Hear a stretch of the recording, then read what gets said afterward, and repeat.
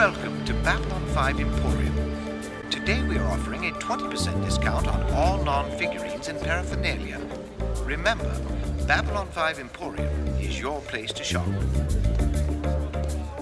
Welcome. Feel free to look around. We offer a 20% discount to station personnel. Oh. Be still my heart. Yep, I'm so ready. Hi, I'm Rachel. And I'm Matt. And this is We Are All Kosh. a Babylon 5 podcast.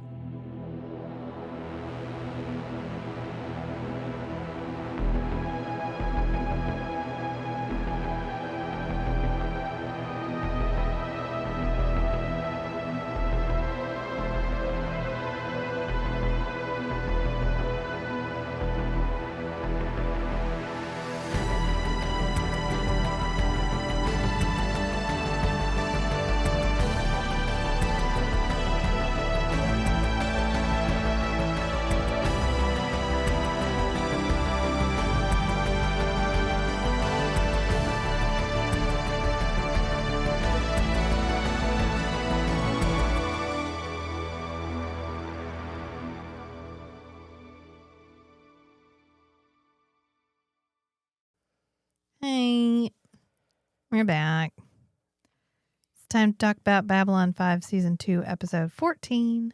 They're all honor lies. Or is it 15? I don't know. It depends on if you're watching it on Tubi or not. This is another one that's switched.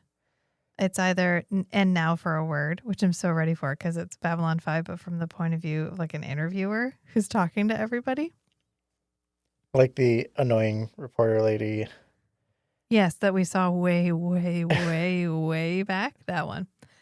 Or it's They're All Honor Lies. And according to the Lurker Guide and a couple other places, They're All Honor Lies is the next one. So we went with They're All Honor Lies. This originally aired April 26th, 1995. And it has a P5 rating of 7.75. Oof, low. The previous episode got a higher one than this one. And I don't know That's because it was why. better. This is a good episode. I really enjoyed it. There were a couple moments where we laughed out loud. I mean, the previous episode had the 90s guy with like the 90s sunglasses that ever 90s who was like, hey, I'm a bad guy. And you can tell because I'm wearing sunglasses. And that didn't get it a lower P5 rating. on a space station in a dark room in front of a video camera. Yes. I know. Sunglasses.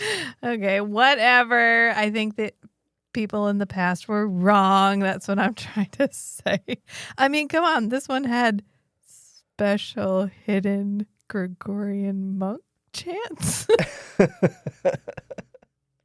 That was.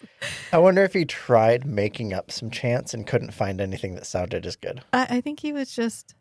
I don't fucking know. There was a debate in the Lurker Guide, which sort of summarizes what was discussed on the forum, but doesn't necessarily copy and paste the actual discussion. And so there was some chit chat about how this might have been a thing that was projected into Sheridan's mind. Oh my gosh. So less that there's in the worst part of Down Below underneath the trash. I don't know. Whatever was hanging from the ceiling. That there are literally I wrote down what is hanging from the ceiling. there are literally monks that hang out in piles and like to occasionally unfurl themselves and sing a little jaunty tune to whoever happens to find them. And pay something. Rather than that, it's more of a did he show him this? Did he find this in his memory? Because he traveled a lot. We know he met the Dalai Lama, not that that has anything to do with Gregorian chants, but we know that he was a diplomat's son. So He was exposed to a lot of Earth cultures. right. Did Kosh see this on TV? He was like, Let me play you my yeah. favorite YouTube video. you remember when they used to play concerts on TV? Like they would have the one with, who's the Italian guy? My God, my mom was obsessed with him and he would sing opera and he was blind. Do you know who I'm talking about? A God, you're gonna make me blind look. Italian guy that sang opera. I'm not making this up. He existed. Hang on. Generational gap. Yeah, Andrea Bocelli. Andrea Bocelli. Oh, I've heard the name. Okay, I didn't know yeah. he was blind. Yeah, he's blind. He's a blind opera singer who also apparently sings pop and classical music. Okay, great. Visually impaired. And yeah, sometimes he would do Gregorian chants and there'd be like candles and the camera would like slow pan. Oh, past I the remember the cameras. Gregorian chant phase Yes. Oh, yeah. that we all went through. Pure Moods. Mhm. Oh my God. I stole a Pure Moods CD from the library on accident. I have never returned it. If I ever tried to get a library card back in the place where I had a library card as a kid, it would probably be it's on my permanent record. It's on my permanent record. Remember the not Evanescence. Oh my God, why can I not remember the name of anything today? But it was the one that hang on. Enigma. God. Yes. Okay, I knew it started with an E. Oh, The Martian Chronicles or Ray Bradbury. I Okay. had told you that somebody was in the Martian Chronicles, the TV show. Yeah. And you were like, "What is that?" And I said, "I think it's the one with by Edgar Rice Burroughs. You know, John Carter Right. Goes to Mars, but it's not. It's Ray Bradbury." Gotcha. I got confused. Anyway, this comes from the quote from Alexander Pope in An Essay on Man: "Honor and shame from no condition rise. Act well your part. There all honor lies." Ah. It's from An Essay on Man, Epistle 4, written between 1733 and 1734. And now you know. And Totally skipped that in my classical it education. just reminds me of when JMS was like, "I like to throw these things in because other people are not as educated as I am. And this way, Some of us went to a vocational high school. this way they get exposed to it." Thank you, JMS. You're doing the most. Mhm. I didn't go to a vocational high school, but I don't remember reading any of this stuff. I feel like I did the computer science program at my vocational high school. I did the college track, and my senior year, I had anywhere between 8 to 10 hours of homework a night, and my hair fell out. I also had 8 to 10 hours of homework a night, and I just didn't do it and almost flunked out. I just didn't fucking do it. Do you think someone assigned me something and I was like, "I won't do this"? Fuck you, I won't do what you tell me. Now I'd be like, "You're being ridiculous. I'm not going to do it." And then I did marching band, obviously. And so I had to go do marching band, obviously. So it took up a lot of my time. I was in the part of marching band that didn't move, which should tell you everything about who I am. I was like, "Oh, they just stand there? I will was do one that." of 2 people on the track team who would run hurdles. Mm. So I was like a valuable member of the team. Were you? I love you for that. I love that for you. They were always trying to find other things for me to do. I played the glockenspiel and the xylophone and the marimba. That was my job. Sometimes the timpani if I was feeling real spicy, which nobody showed me how to play the timpani, so I just looked real serious and whacked them. But they have foot pedals, so you can change the tone. So you're supposed to play notes. And I would just be like, I don't fucking know. Bum, And nobody ever stopped me, so it was fine. All right. So this was written by Peter David. Not JMS. I know. He was like, I just went with it because this felt like one that fit in the arc and it was funny. And I thought, okay, great. Yeah, I'll use this one. He inserted That's one of the why plot we get lines. so much Londo depth. That's why we get like a moment with Veer. We get a Veer moment. Yeah. And he inserted, I think, the Kosh plot line, the Kosh lesson. Oh, okay. Yeah. And Peter David wrote the Soulmates episode, which was the episode where Londo's wives come back. Yep. Which explains why he included any Londo stuff. And then it was directed by a Michael Vahar, who previously directed The Geometry of Shadows. Truly the most that he does in this is having to film the scene where Sheridan is crouch walking around piles of people underneath roots? Question mark? Maybe Hanging trash? moss? Maybe space algae. I don't fucking know. If you're what getting it this is. much vegetation, there's something wrong with your I love environmental that controls. outside the door, it's just trash. It's just trash. Where's my burn barrel? Okay, I need a fucking burn barrel. If you're gonna tell me this is the worst part of Down Below, I need some people around a burn barrel. I can't believe the authenticity of this without a fucking burn barrel. We know they have burn barrels because we've used them. I told the kids this is what it's like when you have a one tall high base in Minecraft. And you have to like when Sheridan's walking around. I know. maneuver yourself down. We know they have burn barrels because remember the episode where they were all Oh, yeah. standing around And the it glowed. space burn barrel? I Yep. know. Smokeless burn barrels. That's advanced technology. It is. They invented it specifically for unhoused people to stand around for 90s television shows. On space stations. It wouldn't make sense to have fire. Fire bad on space stations. So you have to have a way for them to stand around and share stay the warm? news. Share the news. It's like the water cooler talk. Talk to the main character who has joined them for this moment. It's fine. It's like in a video game when you know where to go to get the quests. You're like, go to the quest giver, go to the burn barrel. Caitlin Brown is in this. She is Natoth. Not Natoth. She's Natoth, but not Natoth. Like, she's the actress who plays Natoth, but she's not Natoth in this. But she kind of is. Same vibe. Same vibe, different skin. character. This is Guinevere Corey, like his lawyer. Yeah. She had left to pursue other projects. I guess she had turned down projects while working on Babylon 5. And they didn't have her under any real contract. Didn't you say she left partly because she was worried about the long-term effects of all the makeup? Yeah. Okay. Yeah. I mean, I get it. Yeah. She wanted to be a romance actress. She'd been in romance movies. Okay. And she left because she had, I guess, turned down a couple of roles to be on Babylon 5. And they were like, hey, can you stay? And she's like, actually, no. Like, my career is moving in another direction. You didn't really sign a contract with me because you needed me really quickly. Mm-hmm. So I can just go and there's no penalty for me going. But also, I love you guys. Like, there was no hard feelings. It was just like hey, yeah, do what you need to do. It's fine. So clearly she had like a free lunch. I don't know, because she's in this for like 2 seconds. She's there to verbally abuse people for a minute and then she leaves. Just like Natoth. Just like Natoth. Like, that's why I said she's Natoth, not Natoth, but actually is still Natoth.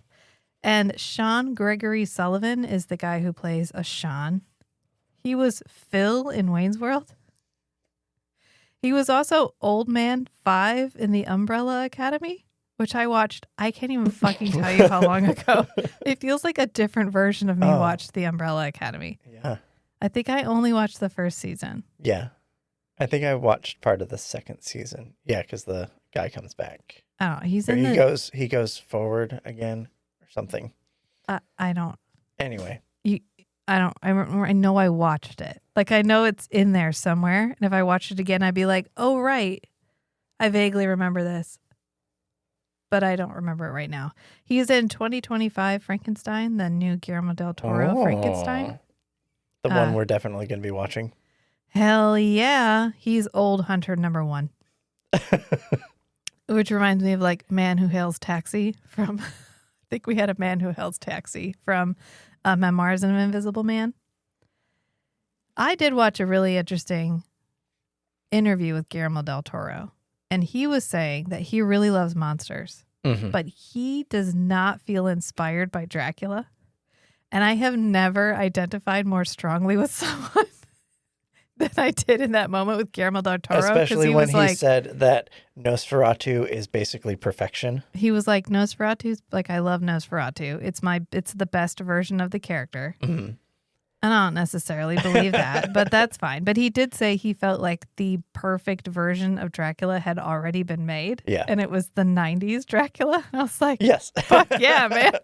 I mean, I'd throw the Dracula. 1979, which I think is the most underserved version of Dracula, which is why I will always sing the praises of the 1979 version. But it's not even really an adaptation of Dracula. It's its own thing. So Maybe it's a film adaptation of the Icelandic translation of Dracula, which was a loose translation.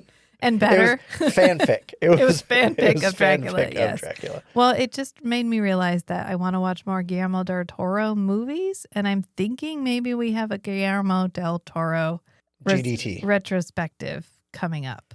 Yeah. Because I had a dream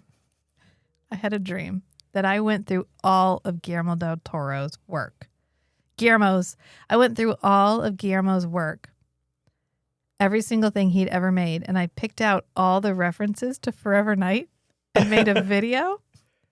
No, that was last week. I know. Made a YouTube video outlining every single clip from every single thing he'd done where he references Forever Night, and then was like, can someone please tell me if he is a Forever Night fan? And I got a response directly from Guillermo in my dream. Oh. And so I would like to try to do that because I have to know. Make your dream come true. Yes, I need to know because you can't watch Forever Night as much as I've watched Forever Night and then watch anything Guillermo and not be like, is that on purpose? Are you doing this on purpose? Or am I reading into it because it's like response bias at this point? Anyway, Neil Bradley plays Minbari number 3. I don't know who that is. I think he's the guy that, I don't know, because there's also Minbari number 1. Doesn't matter. They're both the stable actors, like the people that show up over and over and over again. John Chapman in particular is in 15 different episodes of Babylon 5 as different aliens. Nice. So why the monastic chant? That's what they asked JMS. And he said... For the vibes. Sheridan met the Dalai Lama. Okay, but the chant wasn't in Tibetan. It was a Gregorian chant. And it was part of the Christmas Mass, apparently. The Latin lyric... I got the Latin lyrics written down, but it doesn't really matter. But it's like, sing unto the Lord a new song, for he has made wonders.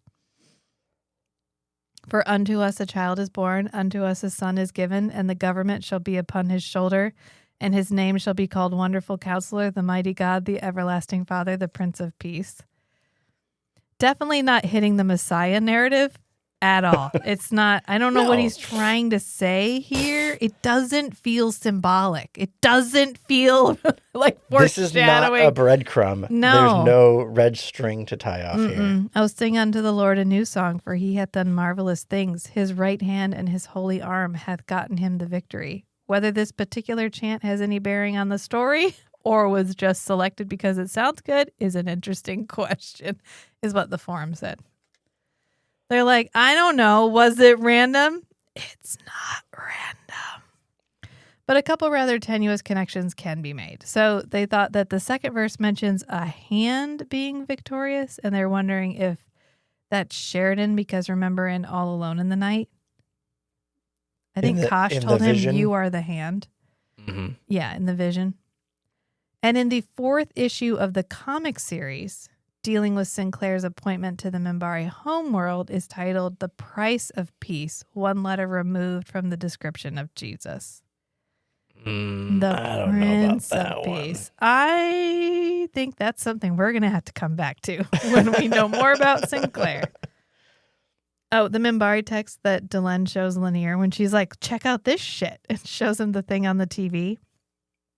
Apparently, people deciphered the Minbari alphabet based on the Babylon 5 trading cards, which I love on a level I can't even describe. And somebody went through and translated the Minbari text that we see on the screen. Okay. Based on the alphabet that they figured out using the trading cards, which is something I totally would have done. Mm-hmm. So I respect this. And it says, Chester is very spoiled. I guess it's my fault. I loved him too much.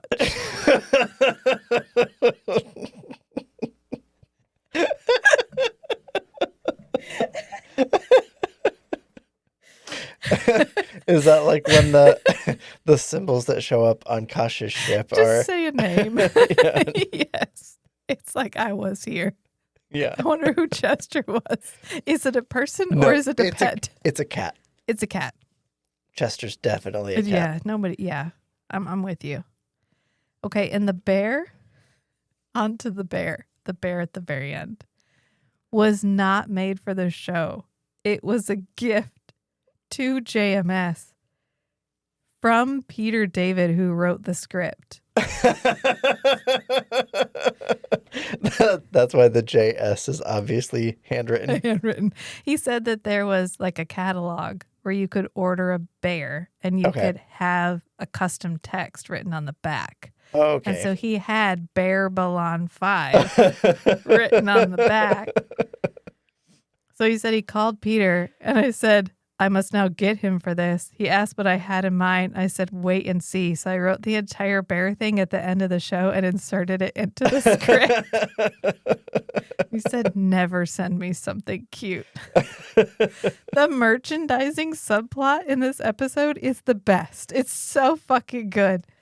I don't know what is happening with Kosh. It's fine. It smacks of academia, so I'm trying not to think about it too hard because you know how I feel about academia as a plot line. And then we have the like, did Sheridan commit a hate crime plot, which is real fun. And then in the running underneath of it is like, Londo doesn't like that his doll doesn't have his dicks. So this is a real mixed bag. It's an embarrassment. It's a mixed bag. I get maybe why they were like, what is happening? Is this supposed to be a funny show or is this not supposed to be a funny episode? I don't understand. But let's get into it and see if we can unpack it. Are you ready, Matthew? Let's do it. We start with merchandising. Merchandising. Spaceballs the t-shirt. Spaceballs the flamethrower. Babylon 5, the baseball cap. Babylon 5, the toilet paper.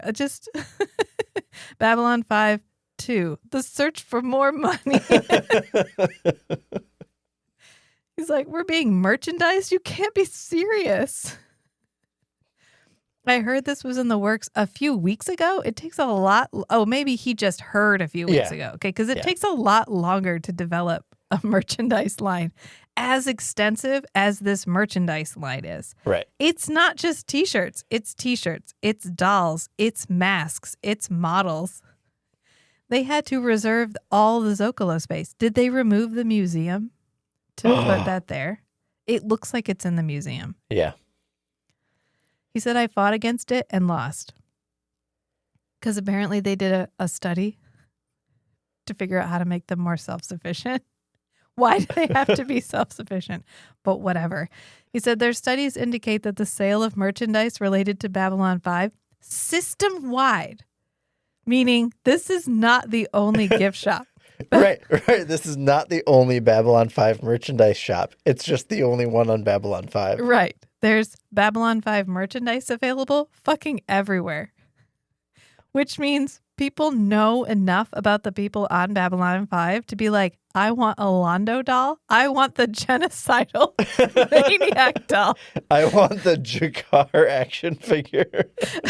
The worst part is when we finally go to the gift shop, all Narn figurines are 20% off.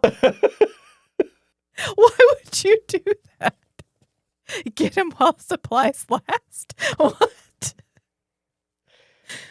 We're replacing them with more Centauri dolls? I don't understand. Why would you do that? Why just the Narn? Everyone's mad about...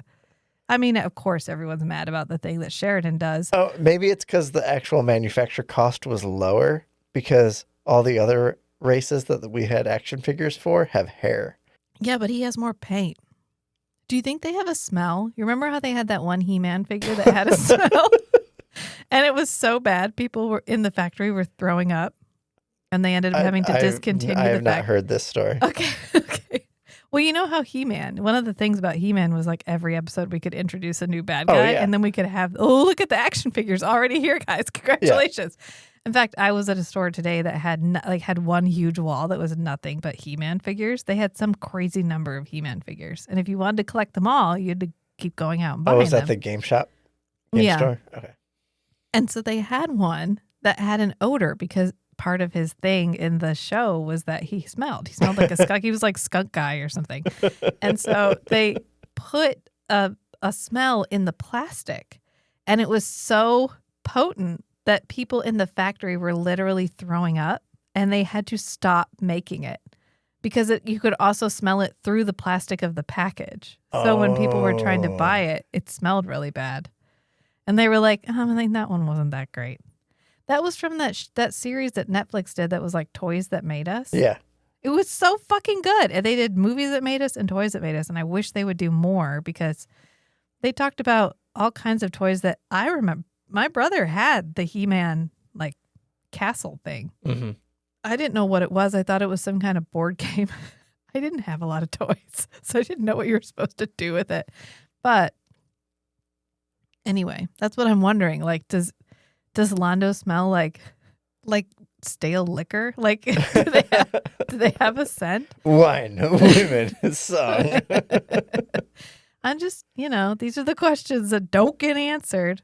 But they expect that this merchandise will make them 2 million credits over the next year. That's how much they're expecting to sell, which means these people must be celebrities enough to sell it. Or maybe it's the T-shirts and the masks and things they're expecting to sell, and the dolls are just kind of, I don't know. What an interesting plot line to include. Yeah.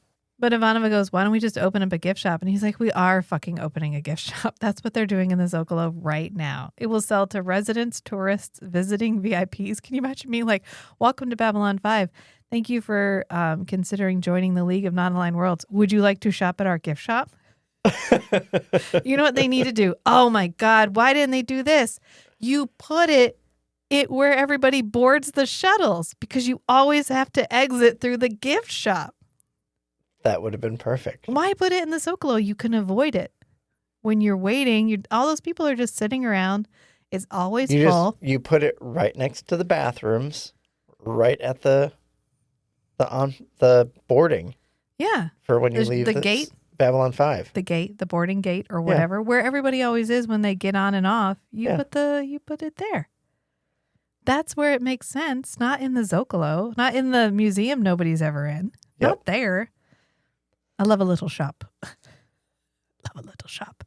And he's like, anyone who wants a gift for themselves or for the folks back home, dolls, jackets, toys. And Ivanova goes, welcome to Babylon 5, the last best hope for a quick buck. Do they know the theme song? Do they know that Babylon 5 is our last best hope for peace? A self-contained world 5 miles long, located in neutral territory? That is the commercial for the merchandise. Including the pictures, including the ba ba part where it's just like Commander Sheridan. Except instead of saying like Bruce Boxleitner as... No, it just says Captain Sheridan. Captain Sheridan of Babylon 5. Commander Ivanova, and it's her. No, but I want it to be like the terrible 90s sitcom where you would like, the camera would see them doing something and they'd turn and smile at the camera and then it would show their name next to it. Like Full House. But Ivanova flips the camera off and it has to blur it out. Like that, exactly. Okay, all right, it's the trailer. I get it. Not the trailer, but the ad. Support Babylon 5. Do you buy war bonds? I don't know. It's fine. It's fine. She's like, this is demeaning. That's what Ivanova says. We're not some deep space franchise. This station is about something. Oh. You can't convince me that is not a dig. That is a dig. Oh, Peter. That is stirred up trouble. That is a Deep Space Nine motherfucking dig. Our plot lines go somewhere. Our characters grow and change. We're trying to say something over here. We mean something. It's not some deep space franchise. That was subtle, but I hear you. I see what you did there. Mm-hmm.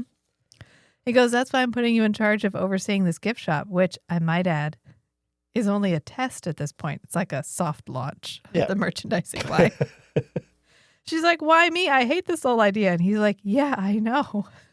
That's why I'm counting on you to focus that hostility, your usual hostility, and your typical diligence to make sure that this station and its inhabitants are in no way, as you so correctly put it, demeaned. And she's like, playing to her strengths. Yeah. Yeah. She's like, I hear you. You see me. Thank you. Yes, sir. I can do that. And he's like, good. Now, if you excuse me, I have to go meet Ambassador Kosh down in the Zocalo for another one of his lessons so we can understand each other better. I wonder how many lessons he's had. I don't know, because he sounds like, oh, God, another one? Like, what else has he done? Do you think they've just stood in silence together? What is this? A perfect moment of silence. Now shut the fuck I'm wondering up. what would be the opposite style of mentorship to the Kosh Sheridan dynamic, and I thought Master Roshi and Goku. I was going to say Master Roshi. I am in your life. I am up in your business. I am over-explaining everything. Now put this weighted turtle shell on your back. Mr. Miyagi. Also, I'm very lecherous. I heard an interview with the guy who played Mr. Miyagi. I don't know where Miyagi voice came from. Yeah, he sounds and he's like got like a California accent. He's like, I don't know, my ancestors just came out of my mouth. I respect that. He goes, I don't know what he's teaching me. I don't know. I probably won't know any better after the lesson. And then he says, while you're handling this whole store situation, could you see if there's any baseball caps? And she's like, the fuck? And he goes, it's for my sister. Totally. Yep. I wouldn't buy that bitch anything. She's probably going to send it back and be like, are you over your wife?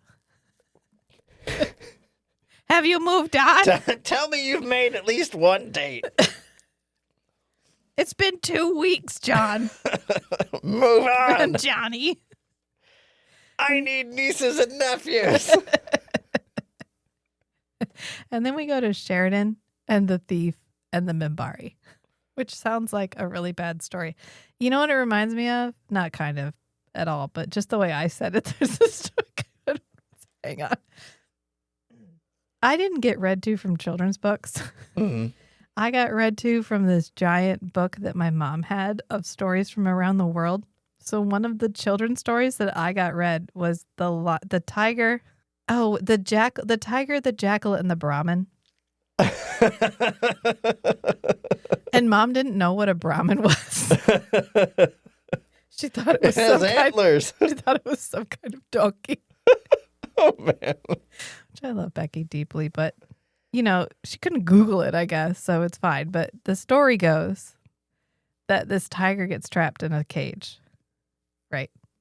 Okay. And everybody keeps walking by and he's like, can you please open the cage for me? And they're like, no, you're a fucking tiger. I'm not opening the cage. So the Brahmin walks by and he's like, can you help me? I'm sick. I'm so hot. Can you open the cage? And the Brahmin's like, yeah, okay. And so the tiger pops out of the cage and is like, cool, I'm going to eat you now. The Brahmin's like, wait, but I just freed you. You can't eat me.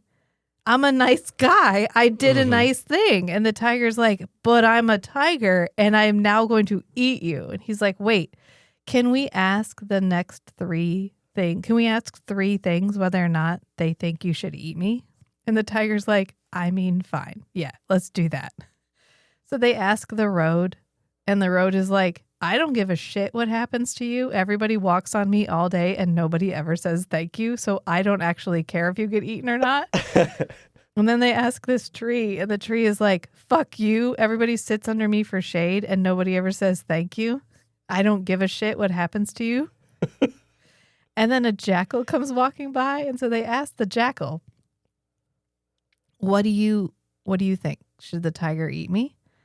And the jackal's like, hang on. Let me get the story straight. So the Brahmin was in the cage and the tiger came walking by. And the tiger's like, no. I was in the cage and the Brahmin came walking by. And he's like, oh, I get it. The tiger was in the Brahmin and the cage came walking by. And he's like, no, I was in the cage and the Brahmin came walking by. And he's like, I'm not seeing it. I don't know what you're trying to say. And the tiger's like, I was in the cage like this. And he gets in the cage and he just shuts the cage. And he's like, oh, okay. Well, then everything's back to the way it should be. And then the Brahmin and the jackal get to just leave. That's the plot of this story. That's the plot of this episode. I think. And Ashan is the tiger. Yes. I think about the jackal, that story a lot because the jackal knew full well what was happening. Yeah. Just like Delenn knows this entire time, and Lanier, that this guy is full of fucking shit. Yeah. But they need Sheridan to ask the right questions so that they can give the right answers. Right. And that's the A plot. I'm not going to... It's kidding. I'm going to go through like it anyway. Interviewing as an autistic person. You got to ask the right question?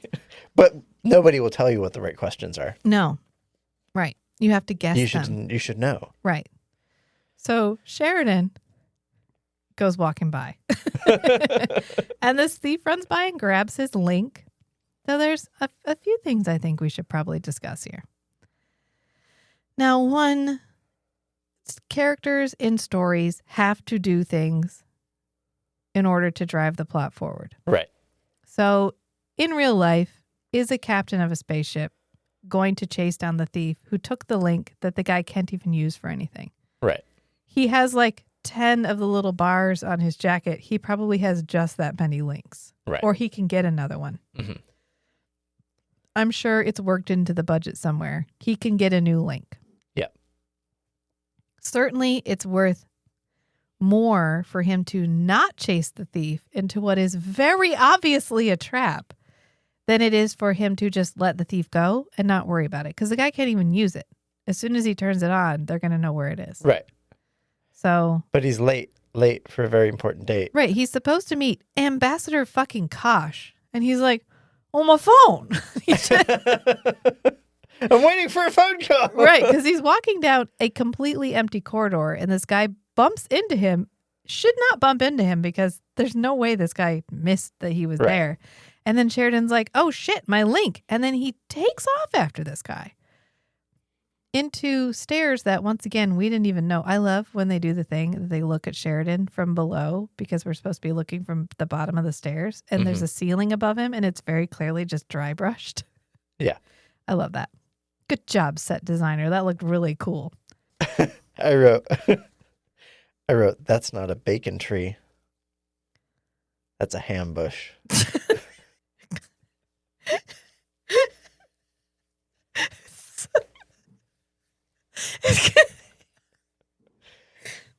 Gotcha.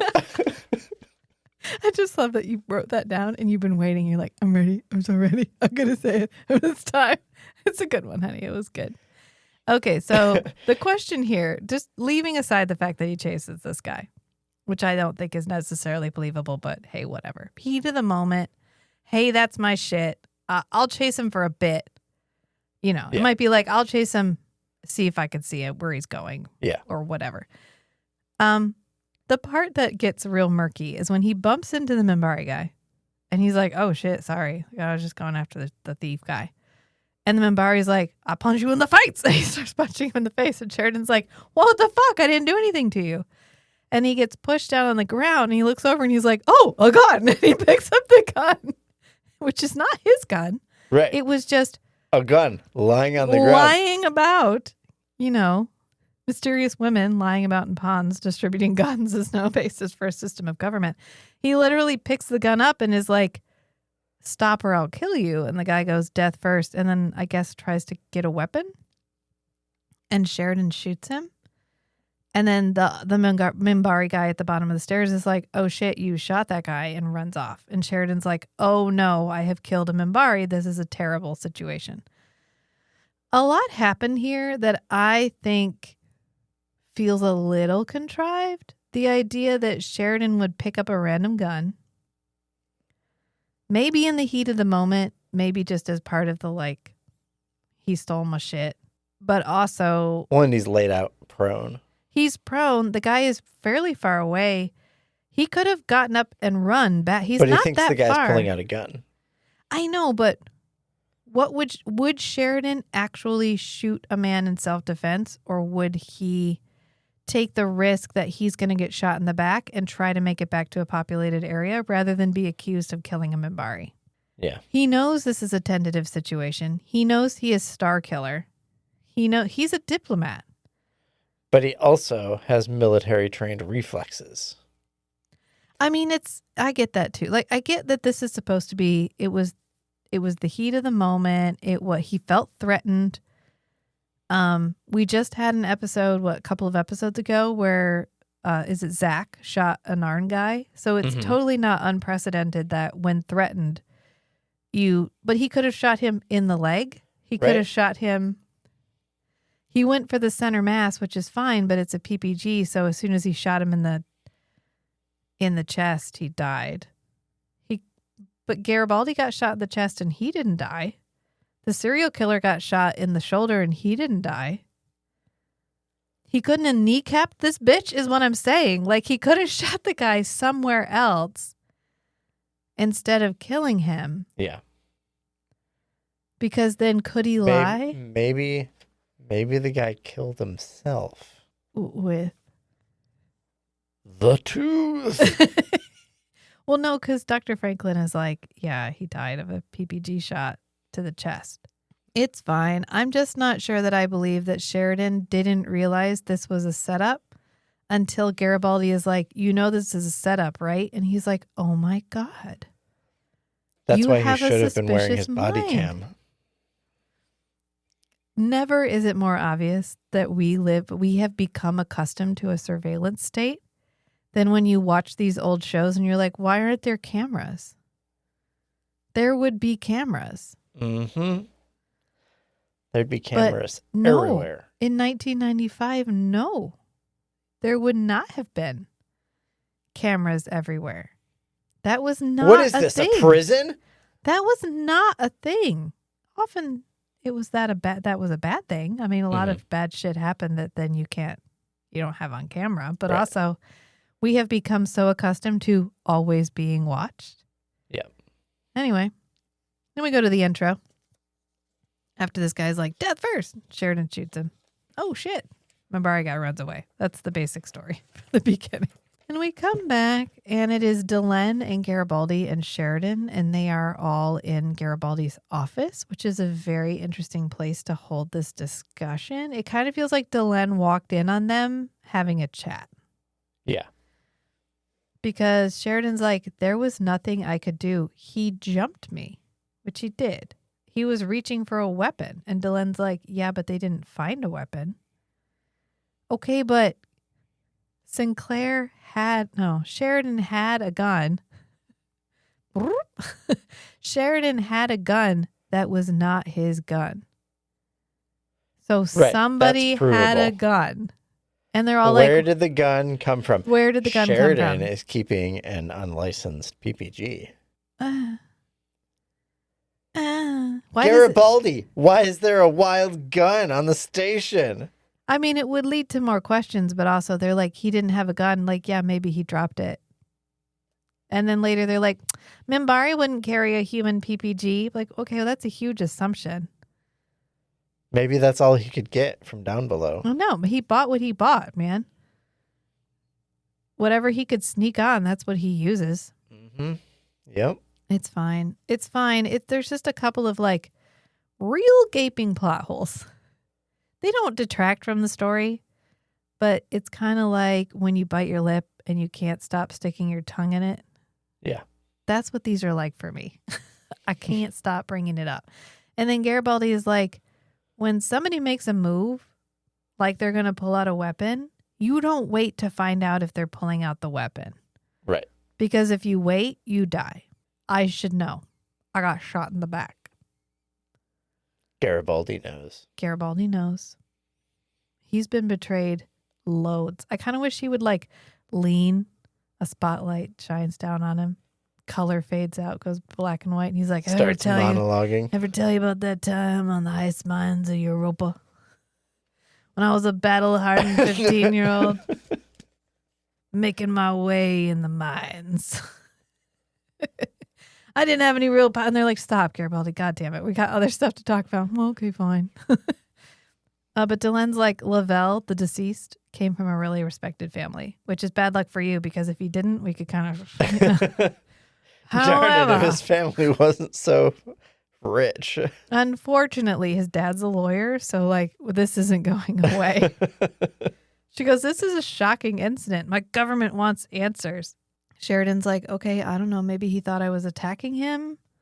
I don't know. 1 minute he was in my way and the next Have you guys tried taking some anger management classes? It feels like it's a problem, like a systematic problem. Yeah.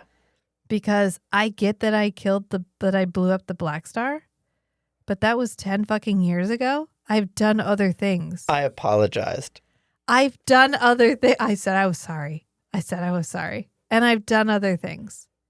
And I later even said, how can I help? Exactly. I tried to make it right.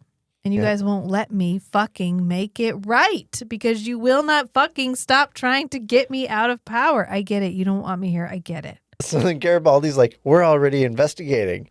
Why don't we work together? And Dylan's like, I can't fucking trust you. She's like, I'm conducting my own investigation. Well, Sheridan looks at her and he's like, I'm sorry. I had no choice. Like 1 minute he was in my way and then he was beating the shit out of me. And I wrote, did he really not have a choice? Because you can always choose to not act. Sheridan's pretty fucking good in a fist fight.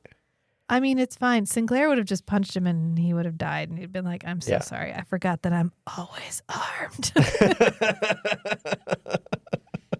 Welcome to the gun show. Exactly. But I mean, you can always choose to not act. So it's not accurate to say he didn't have a choice. But he's literally an actor. Not that kind of act. You can always choose to not respond. Right. It doesn't feel like a choice because it would have led to him being harmed. Maybe because they didn't want this guy. He could have, if he had not done anything, this guy may have not done anything. But he didn't know that. He didn't know that.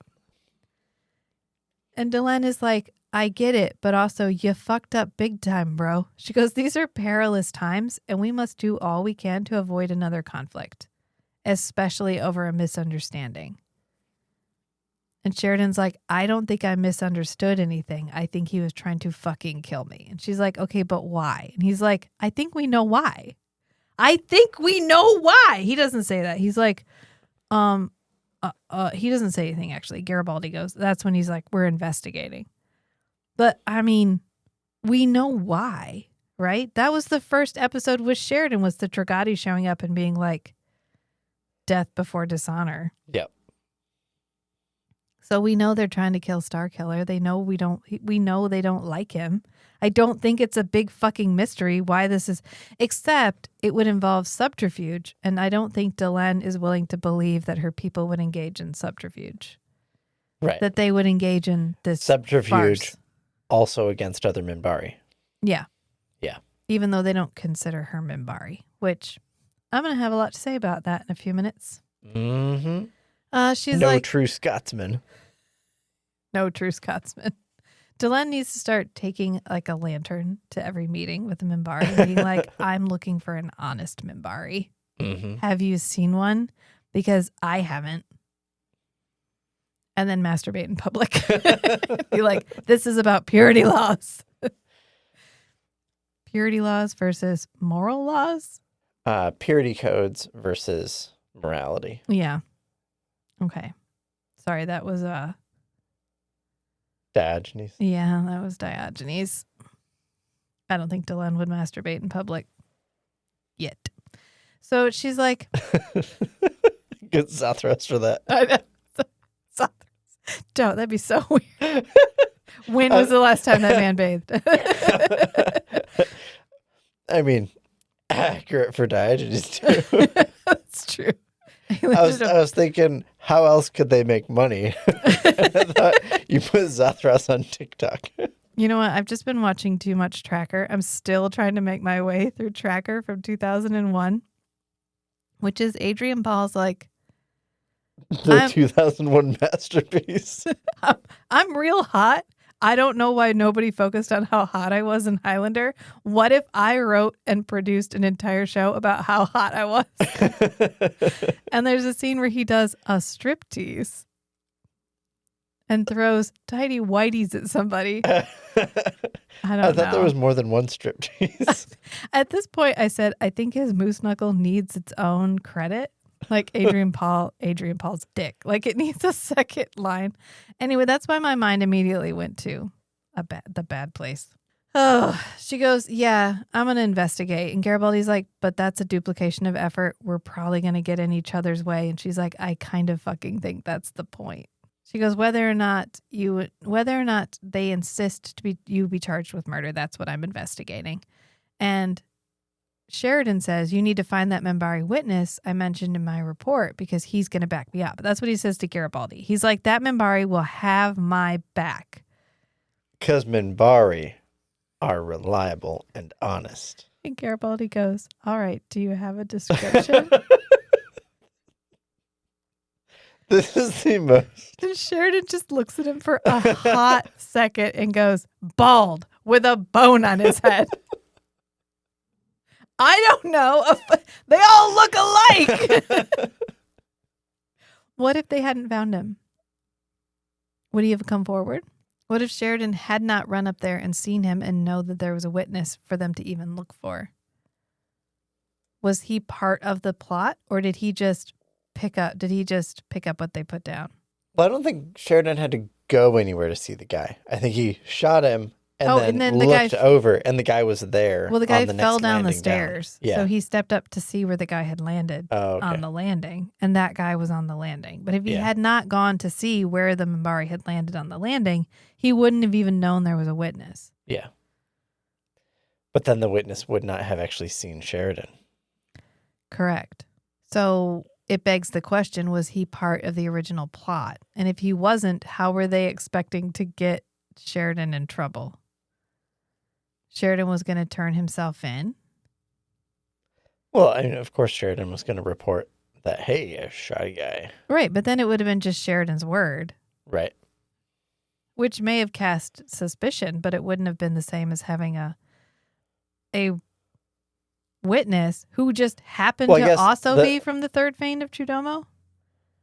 So I think he must have been part of the plot originally. Yeah. Maybe if Sheridan hadn't said anything, hadn't like walked up and seen him, he would have been like, oh my God, look at that. Who could have done this? To get Sheridan to walk up and be like, who is that? I don't know. It's just, they were really relying on Sheridan stepping forward so that this guy could claim to have seen him. Yeah. Well, and I guess it relied on this guy saying, yeah, I saw Sheridan shoot him. So the guy was going to have to come forward.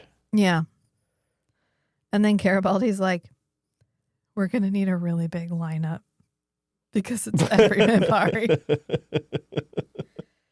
And then we go to Veer in Londo's room.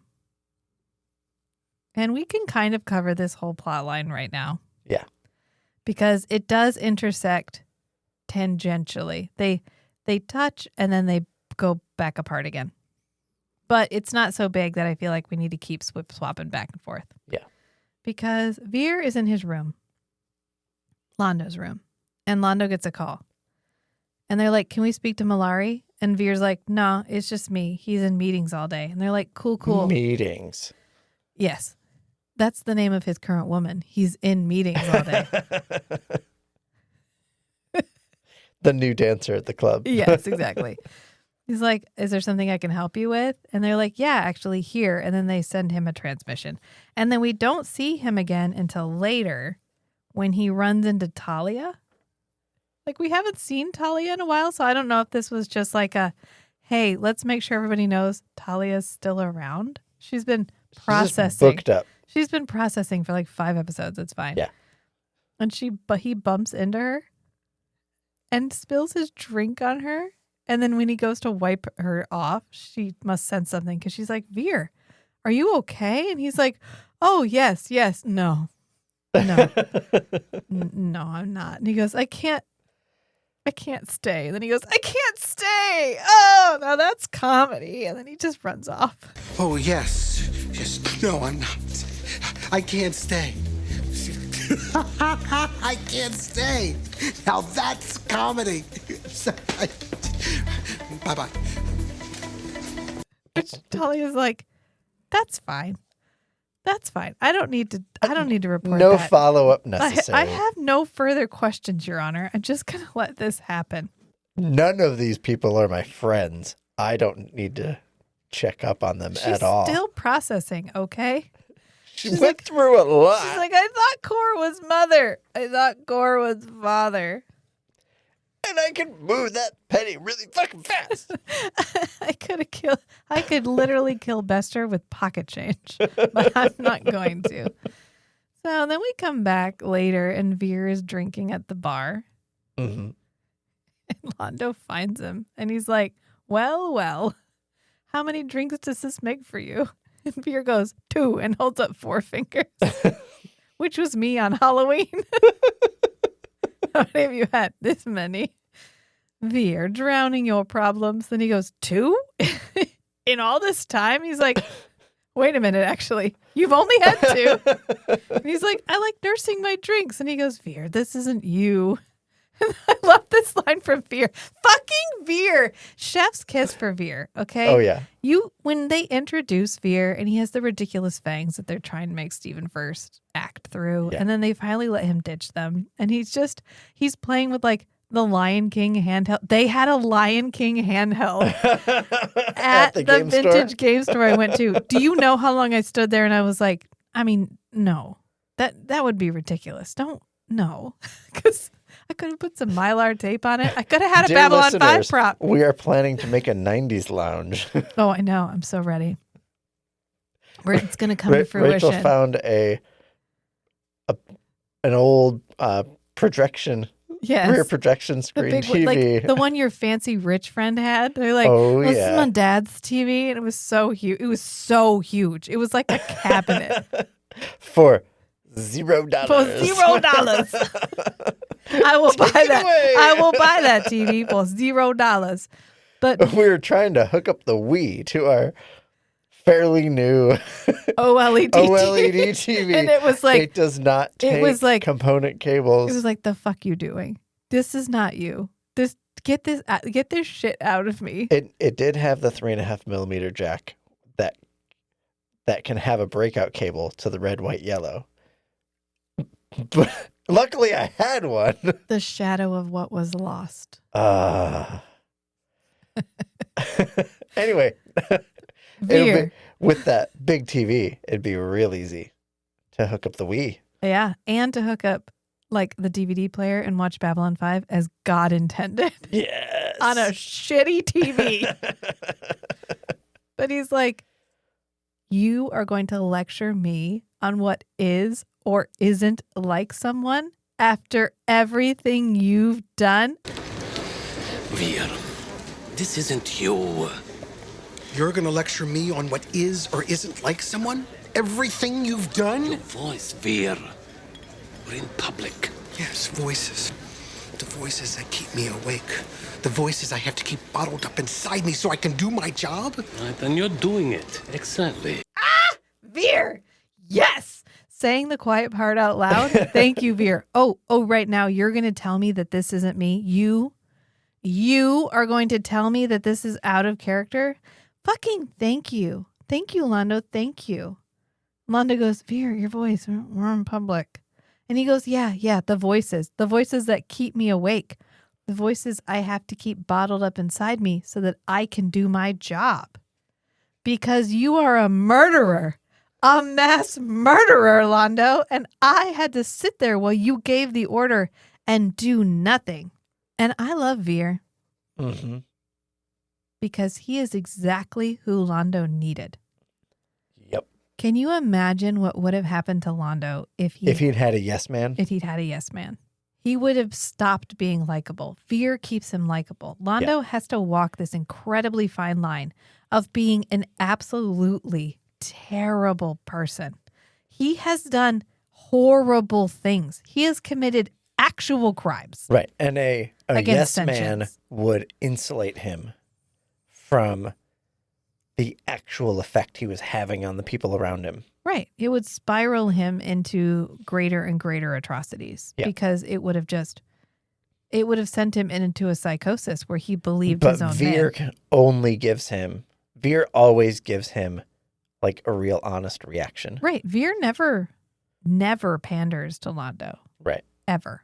He doesn't pander to anyone. It was like when Rifa tried to hand him the cup and he was like, handle your own fucking cup. I'm not taking your goddamn cup. Veer, who by all rights, should have been a throwaway character, should have been an incredibly weak character, ends up being one of the most pivotal and strongest characters in the show. He does always do what Londo tells him to do, but he doesn't hide his he tells him what reaction. he feels about it. Yes. Yeah, that's why he's haunted, because he does. He helps him. Yeah. But he hates it. And he has no problems telling Londo that he hates it, but he still does it. Yeah. And Londo's like, you're doing a really good job, though. You're doing it excellently. And he's like, yeah, I'm really good at keeping your secrets.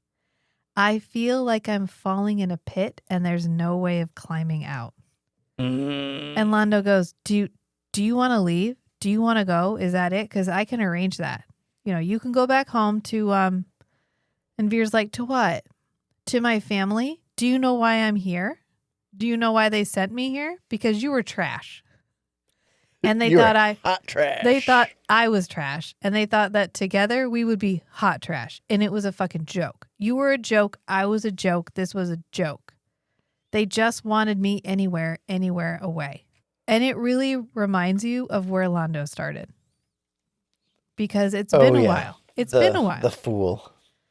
Since we were introduced to Londo the Fool. In purple, I'm magnificent. Yes. I'm stunning. And he's like, you and I, we deserve each other. And Londo goes, I mean, you must know that's changing. I'm not hot trash anymore. I'm fancy hot trash now. I'm derelict. Derelict. And Veer goes, yeah, I know. And then he hands him some papers and he's like, this came this morning because they're sending a replacement for me because my job has become too important. And so they're replacing me with somebody who was groomed for this role. He goes, yes, man. He goes, you know, everywhere I go, I don't fit in or I'm asked to leave. And that's because he's a good dude. Right. In a society that does not value. Right. Empathy. Because he doesn't mask his honest reactions. Yeah. And they don't value empathy. They value manipulation. And he's not manipulative. He's empathetic. And Londo's like, it's cool. I'll talk to them. They can't make you leave if I want you to stay. And Veer's like, yeah, but do I want to stay though? I don't even know the answer to that. He goes, back home, I'm swallowed in silence. Here, I'm swallowed by secrets. I'm caught between fire and flood, and if there's a way out, I sure don't see it. They can't make you leave if I wish you to stay. What you wish. What they wish. I don't even know what I wish. I mean, back home, I'm swallowed in silence, and here I'm swallowed up by secrets. I'm caught between fire and flood, and if there's a way out, I sure don't see it. God. Good line. God damn it. It's so good. And then he's like, you know what? I'm sorry. I've said too much. It's more than you wanted to hear. This is my problem. I'm going to go. And Londo's like, wait. And so he goes to follow Veer and then he's like, hot chicks? Because he sees two ladies, some Centauri women laughing. So he turns to look at them and then he realizes they're holding a doll. Londo A doll. Londo doll. He picks it up and then we get this like fisheye lens, macro lens where they're like right next to his face with the doll right next to his face. I love this.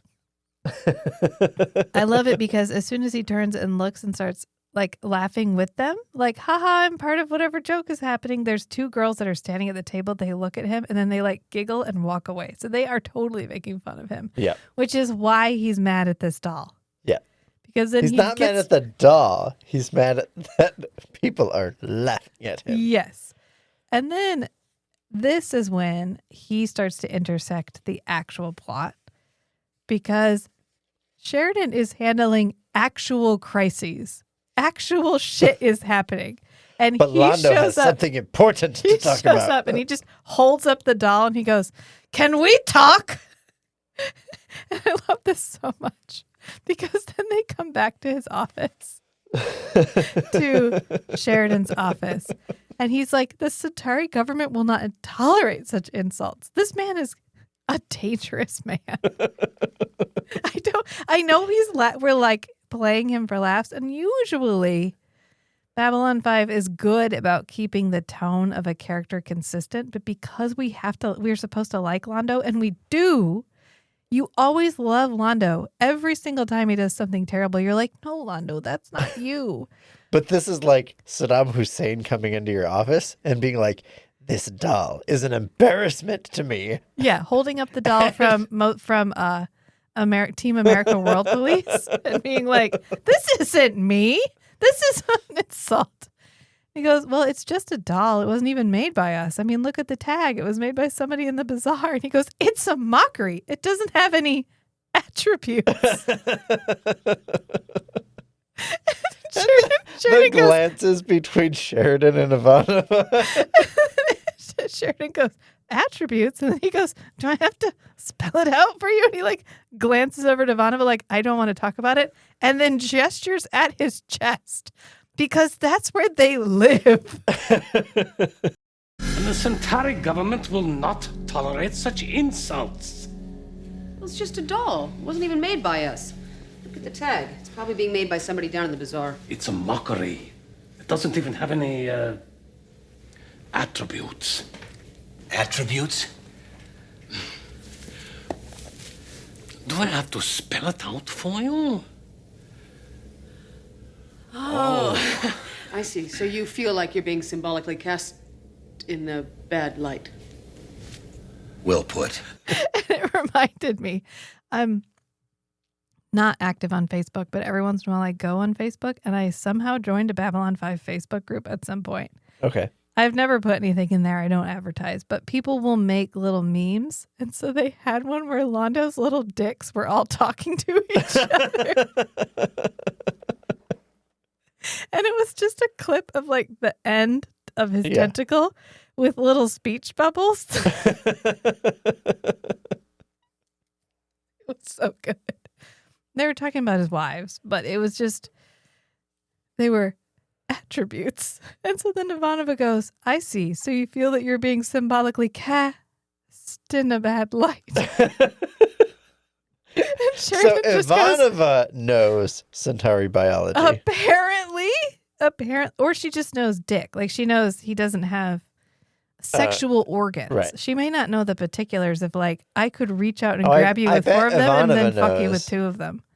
I bet Ivanova knows, just for cultural relations. Do you think there's a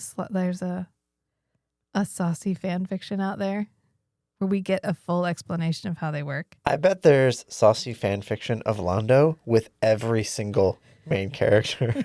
Definitely with Jakar. A dozen. I was Googling around for a video. I was trying to show Enemies you. to lovers. I'm getting at.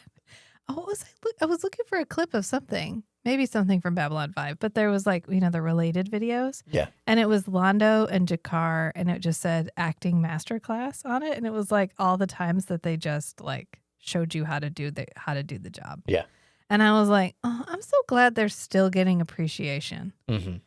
Like Peter Jurasik is still alive. I think he's still teaching acting. He's on Cameo. Yeah. If anybody ever wants to. He takes a ton of vacations. So I'm always like, are you okay? Oh, he's back. Are you okay? Oh, he's back.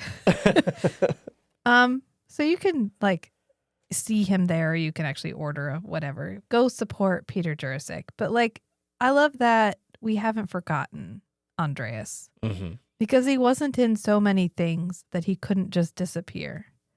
Yeah. And yet he's in this one seminal thing where he is so good. And I love that. Anyway, back to being symbolically cast in a bad light.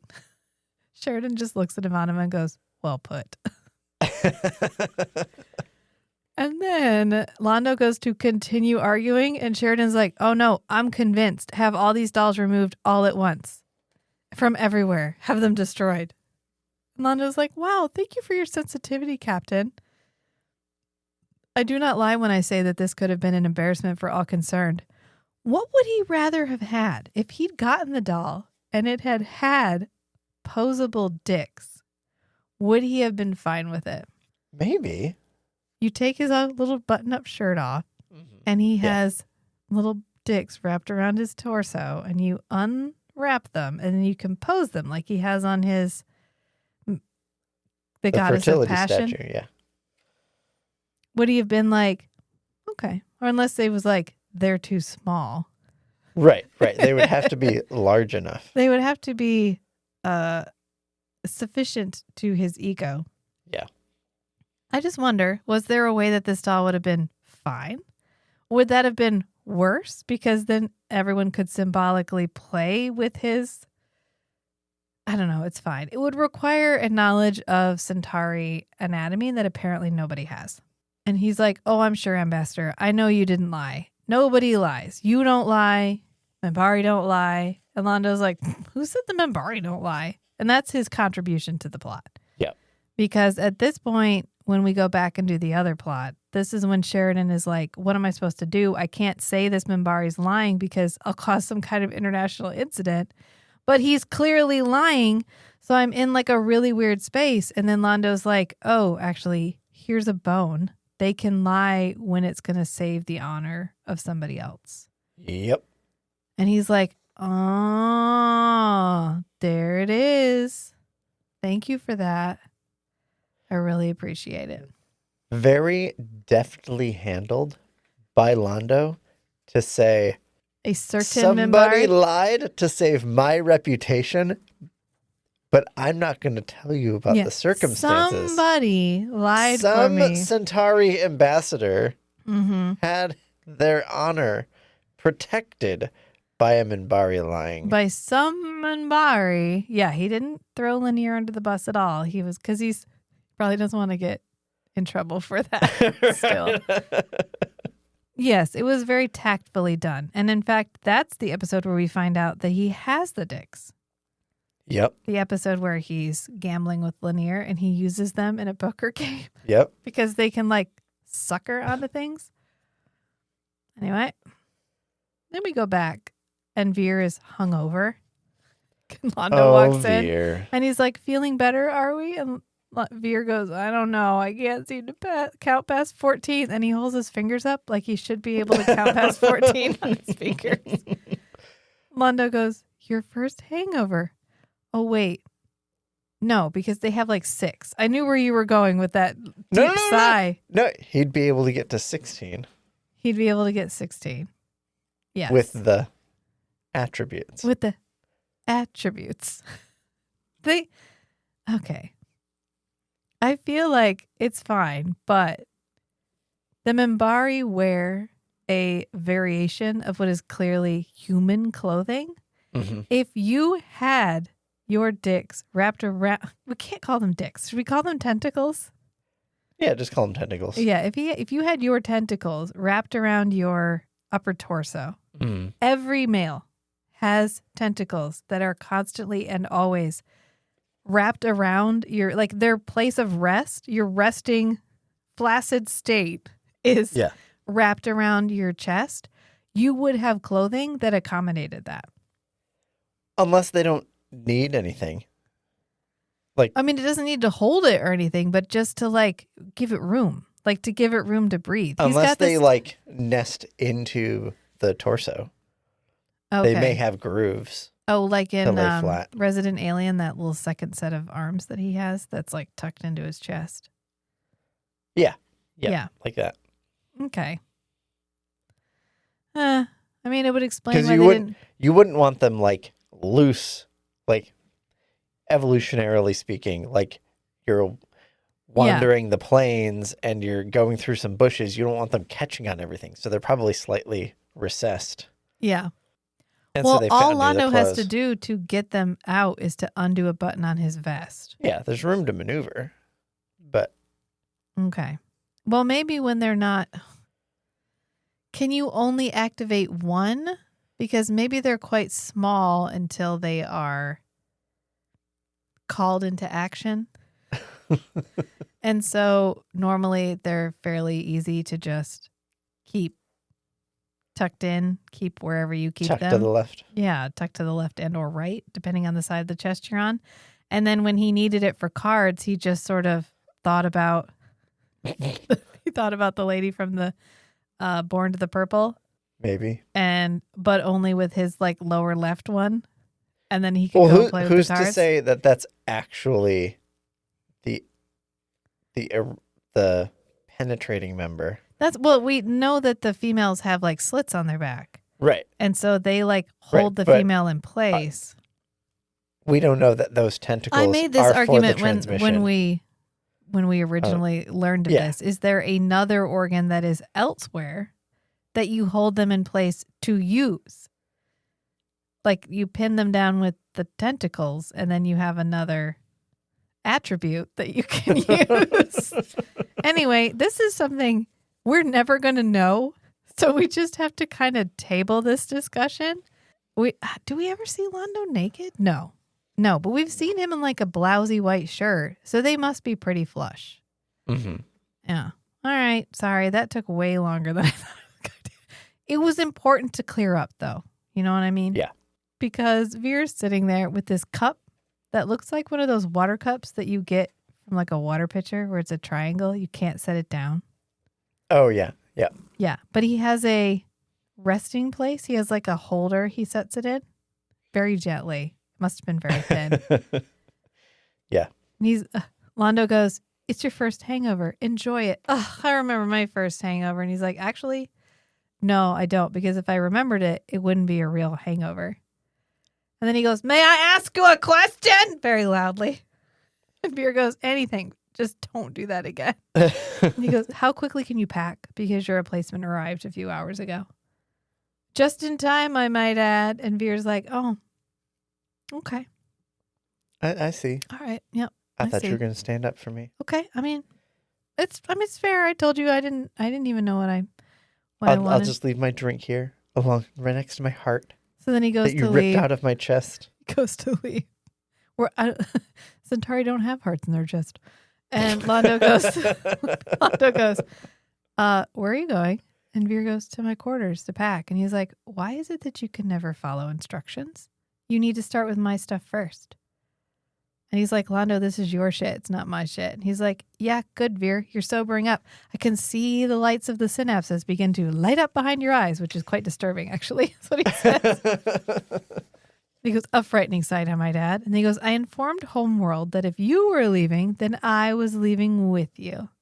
Bum, bum, bum. And he's like, "What?" And he goes, "Yes. I gave them an extensive report on your work here to date. I told them you were absolutely invaluable to me, that in all my years of service, I had never had a more skilled or capable assistant. And I'm told your family was quite astonished.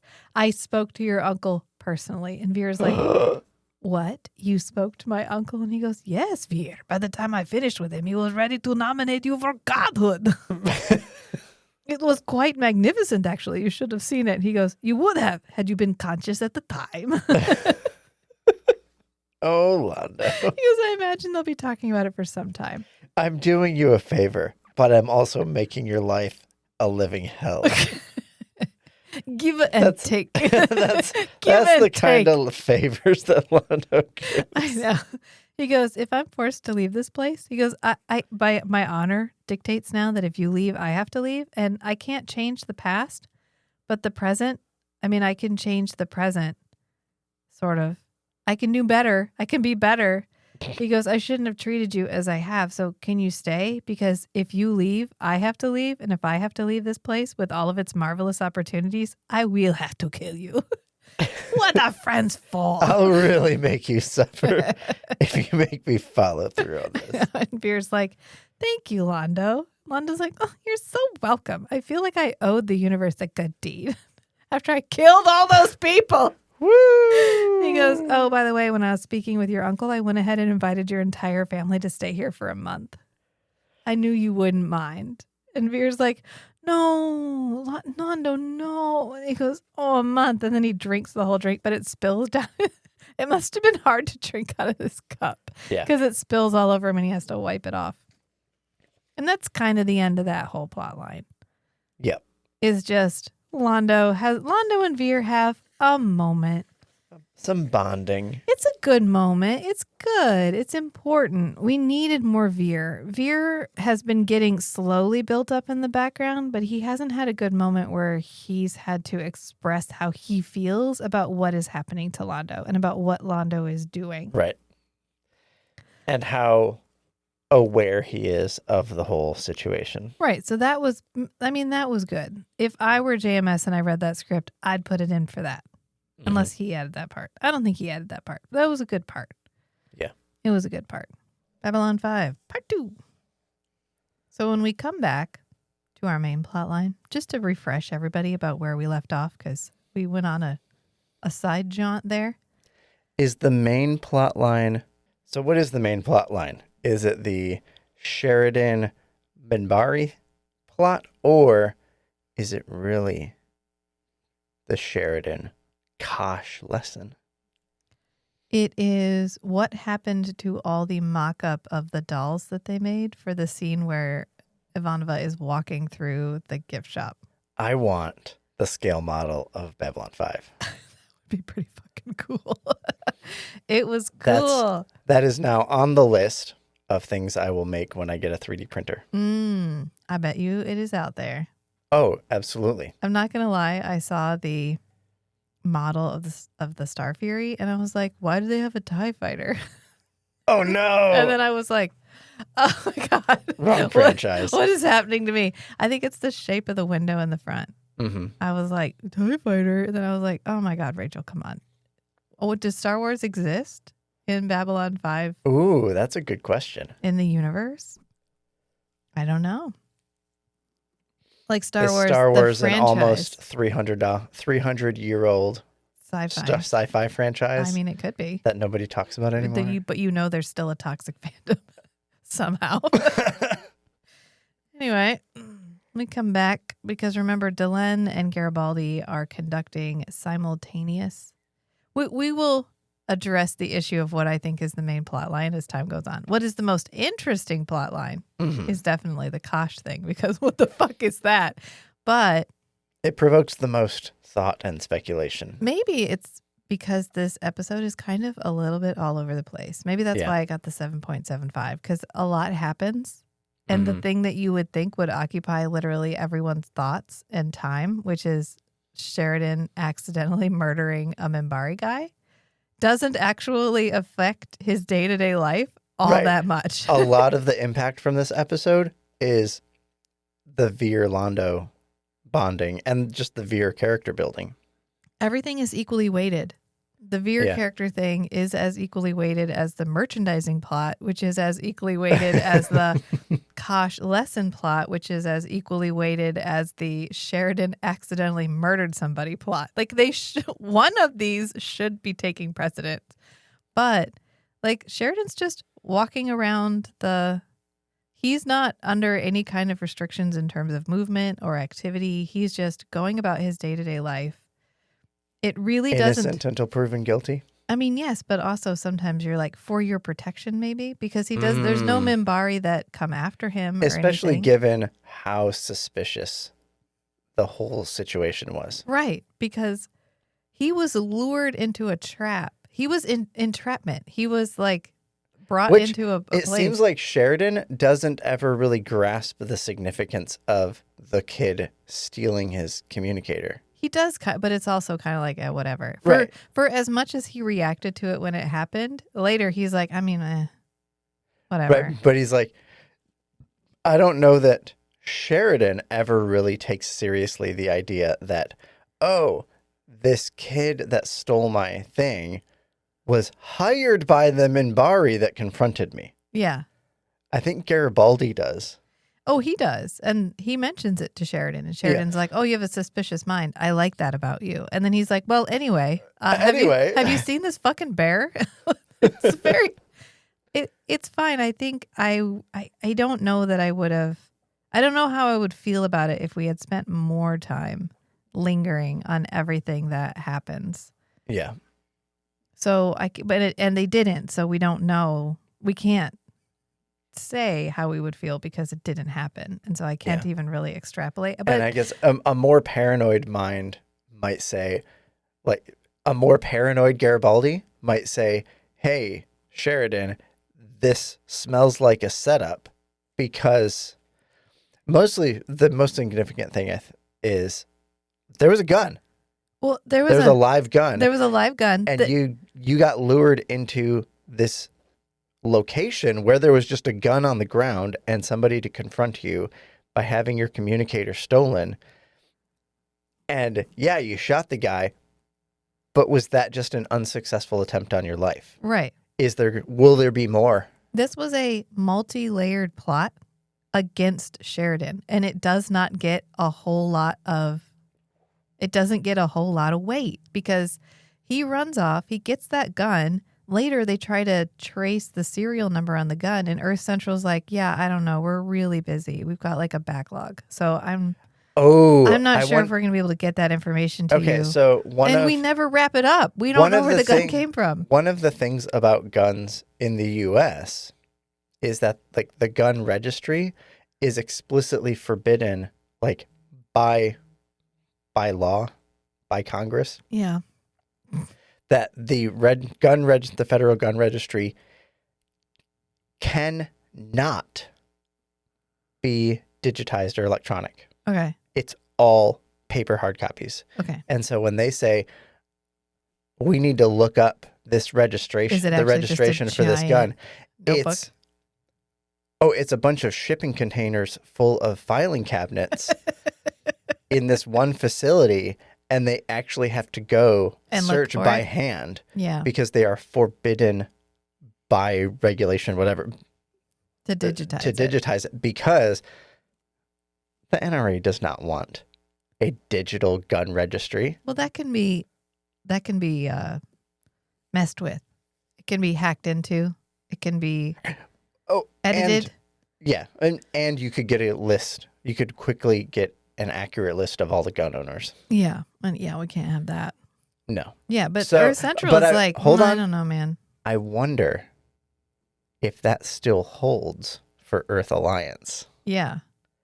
Are they still using... It's a planet. The paperwork planet. The moon. The moon is the moon. The moon is the hard copy paper PPG registry. I don't know. At this point, And so Earth Central has to search through paper records by hand for PPG serial numbers. Not incentivized to figure it out. I think they're just as interested in getting him out as everybody else is. Yeah, I think Earth Central, particularly Santiago, wants Sheridan out. They don't mind. I think surface level, they don't mind having Sheridan there because he passes as human supremacist. Yeah. He's an affluent white guy. So they think he's one of them. But I think Earth Central would probably rather have just a rotating staff for running the station. Loyalist. A loyalist, but they want Babylon 5 to fail. So more than just, this guy Sheridan seems like one of us, so we'll let him run things. I think he's doing a good job. Fine. I don't like this. I think they're just as fine with, let's get a new person running Babylon 5 every 6 months just to make it operationally fail. Mm-hmm. So they don't really have an incentive to protect Sheridan, but they don't have enough reason to kick him out yet. Well, somebody does because they hire the lawyer. Somebody hires the lawyer. We don't know who hired the lawyer. We don't know why she showed up. We don't know where the gun come from. We don't know where the lawyer came from. That's a good point. Who hired the lawyer? Jakar. Is that Natath? Is that actually Natath? That's my headcanon now. That's where she's been. It's like when in Star Trek, there's several times where important characters get basically plastic surgery to pass as Romulans. Well, we know that they can because remember Jakar offered to Garibaldi. Or offered the telepath girl. Yeah. Oh, he's offered several people, but one person he was like, he told Garibaldi, I can get you off and I can make you. Yeah, and he was like, and we have genetic, we can manipulate your genes in case you ever want to go back home. Yeah. We can make you look different. So maybe she went home. She got turned into a lawyer. And then they were like, go learn about the human legal system. And she was like, Natoth was always a lawyer. that's why when they're like, oh, were you expected? She goes, no, dreaded. So I'm going to greet everyone from now Which is a full Natoth lie. It's so, she's Natoth, but she didn't have to change how she acted because she doesn't look like Natoth. Oh, I'm not Natoth. I'm clearly not Natoth. Okay, but you're acting punches somebody when they insult her. Punches them directly in the face. Don't you fucking say I'm Natoth again. Okay, not Natoth. Not Toth. Yeah, I don't know. There's a lot of holes. This is like Swiss cheese, basically. Hid the whole thing because my gut instinct was this group that Sheridan is part of, like feeding information to about they hired the lawyer. The Santiago assassination team. Yeah. Crew. They maybe one of his friends there sent the lawyer to protect him. Yeah. But then the lawyer got there and was like, this is not this good. does not look good. We don't have a clean way to dismiss this. So my legal opinion is you're going to have to step down either way because of the stain on your reputation. Right. But ultimately, she doesn't force him. She doesn't pressure him to go ahead and like step down. No. Well, this is, and I don't think it's given enough credence, I guess, enough like thought, which is this is a multi-layered plot to remove Sheridan from his position, executed by a faction within the Minbari government that does not have the sanction of the Minbari government. Right. And yet, as soon as they hear about it, they are on the Minbari guy's side. Right. So there's a lot to unpack here about... That's a big downside of pride cultures. This is the fall from grace from the Minbari. The whole, everything that we've seen about the Minbari since Delenn became part human has been a much different tone from when Delenn was full Minbari. Because when Delenn was full Minbari, they were like space Japanese. They were very Zen Buddhist, all about service, all about honor. And now it's like the twisted version of honor. But yeah, before the perception was more about we have such high integrity and character that the respect of our honor and honesty is like an emergent property of that. But really, now that she's half human, we're starting to see a little deeper below the surface. And it turns out, oh, yeah, the honor, respectability stuff that they broadcast so strongly, it's constructed. Yeah. It kind of feels like in Dune, how Dune starts out as like the savior narrative, but it's actually a subversion of the savior narrative. It's a subversion. They believe their own bullshit. And they believe their own bullshit so hard, they don't see how hypocritical their bullshit is. Right. That there was nothing honorable about what they did to Sheridan. It was very underhanded. Right. And their argument is, well, Sheridan's not honorable because he lured the Black Star, because he sent out a fake distress signal. That's how he lured the Black Star into the asteroid field where he blew them all up. Blew them up with, mined asteroids. They were coming to destroy an already disabled ship. Yeah, no, they were. Yes, well, it's part of what JMS talks about in the forums. He's like, yes, they would routinely find ships that were disabled and just finish them off. Okay, I didn't know that the humans knew that the Minbari were coming to destroy an already disabled ship. Yes. Well, they were not disabled. He just sent out right. Yeah. But that was such a expected thing. It was the norm for Minbari to... Yeah, it was, their goal was to completely wipe out humanity. They saved no one. Right. When they found a disabled ship, they destroyed the disabled ship. If they found a disabled fighter, they destroyed the disabled fighter. There was no... Only if it was human. No quarter. Yes. Okay, so this was after the war started. Yes, it was after the war started. Oh, okay. Yeah, he defeated the Black Star during the war. I forget who started the war. I can't tell you yet. Right. because we don't know that exactly yet. Yeah. But it's not that hard to figure out. Basically, it was our first contact situation with the Minbari. Mm-hmm. And the Minbari approached with the gun I ports know, open. like, rough idea Yeah. that the first encounter between human and Minbari ships, the humans were like, they got all their guns active and targeting us. Yeah. And boom. Fired at him.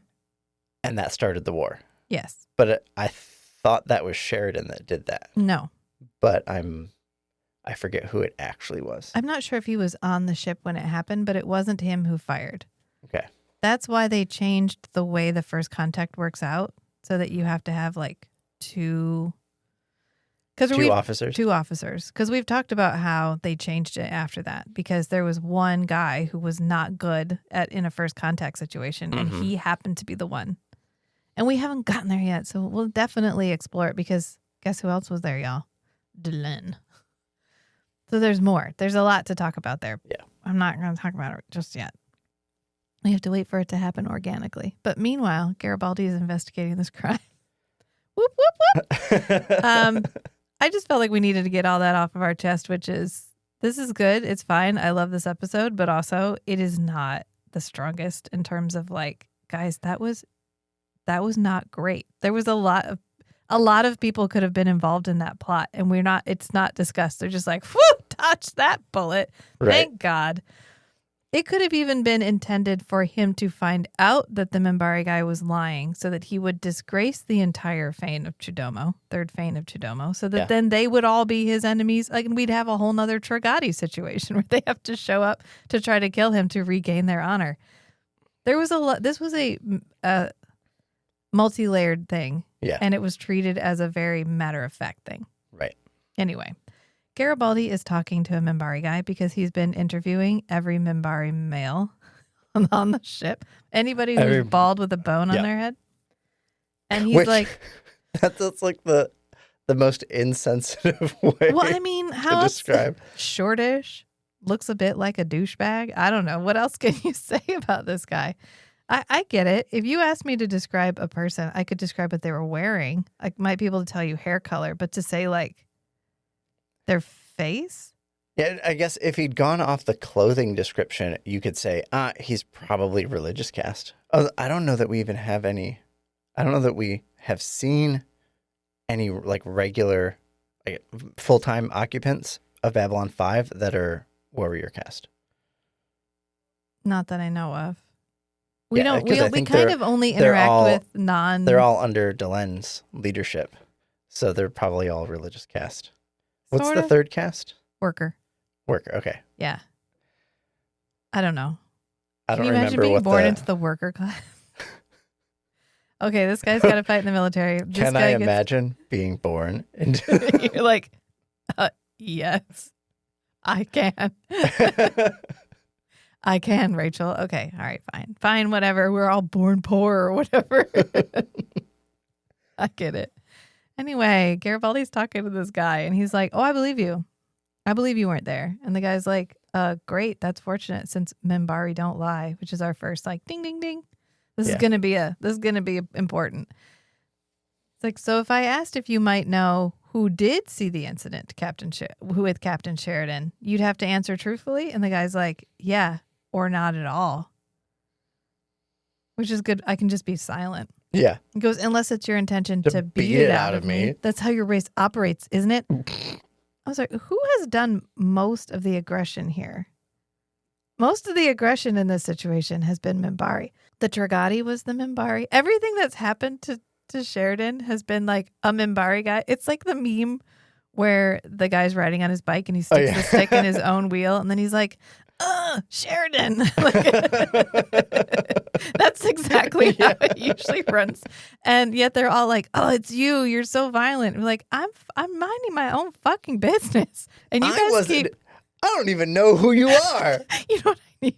I need an episode of Babylon 5 that's like Tucker and Dale versus evil, where Sheridan's just going about his daily life and the Minbari are like accidentally killing themselves in proximity to him. He's like, what? The whole episode. Why are you doing this? These Minbari keep killing themselves all over my property. It must be a suicide pact. That's such a good movie. That's such a good movie. And then Lanier pops up and he's like, hey. And Garibaldi's like, God damn it. Yeah, Lanier snatches away. How did you know? He's like, is there a problem here, Mr. Garibaldi? And he's like, no, yes. Not to intrude, but if you're done, I would like to speak to him. And Garibaldi goes, Minbari to Minbari. And Lanier goes, as you say. So every time, then he goes, it's like he's everywhere because Garibaldi's talking to Sheridan. And he's like, every time I try to investigate it, Lanier pops up. Which is Garibaldi getting a taste of his own medicine. Yeah, basically. But he told Delenn, he's like, we're going to get in each other's way. And she's like, I fully intend to get in your way. And then sent Lanier to just bug the shit out of him. Which, if Lanier and Garibaldi didn't have a rapport, this probably would have been more hostile. Yeah. But Lanier's like, nah, he's my buddy. But he's still I'm very not gonna like, be mean. I gotta do what I gotta do. Yeah. But like, I'm sorry, I have to do it. Because he's like, every Minbari I question, Lanier is either just leaving or just arriving. And Sheridan's like, maybe he's just being thorough. And Garibaldi's like, maybe it's a fucking cover-up. It's a cover-up, Sheridan. And that's when Sheridan's like, oh, you have a real suspicious mind. I don't think it takes a real suspicious mind to put these pieces together. No. It's like he got a 10-piece jigsaw puzzle. And Garibaldi was like, oh, it goes like this. And he's like, my God, you're a genius. Okay, you can just see patterns. You can just put it together like that. That's crazy. He goes, I don't even want, he goes, I have a suspicious mind, but even I don't want to think that. And he's like, I like the guy. I like Lanier. Yeah. And Garibaldi goes, yeah, but he's still Minbari. And with all the baggage that brings. Oh, actually, maybe Sheridan says that. It doesn't matter. They're basically like, we may like Lanier, but he's still Minbari, which means he has all this Minbari shit to deal with. And Sheridan's like, yeah, anyway, have you found my stolen link?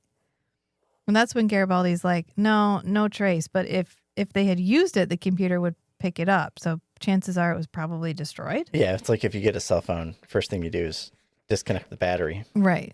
And he's like, why would they want my link? It's useless once it's reported stolen because it's hot. Plus, what would you use it for? To listen in on official communications? But they very deliberately don't make a lot of important messages over the link.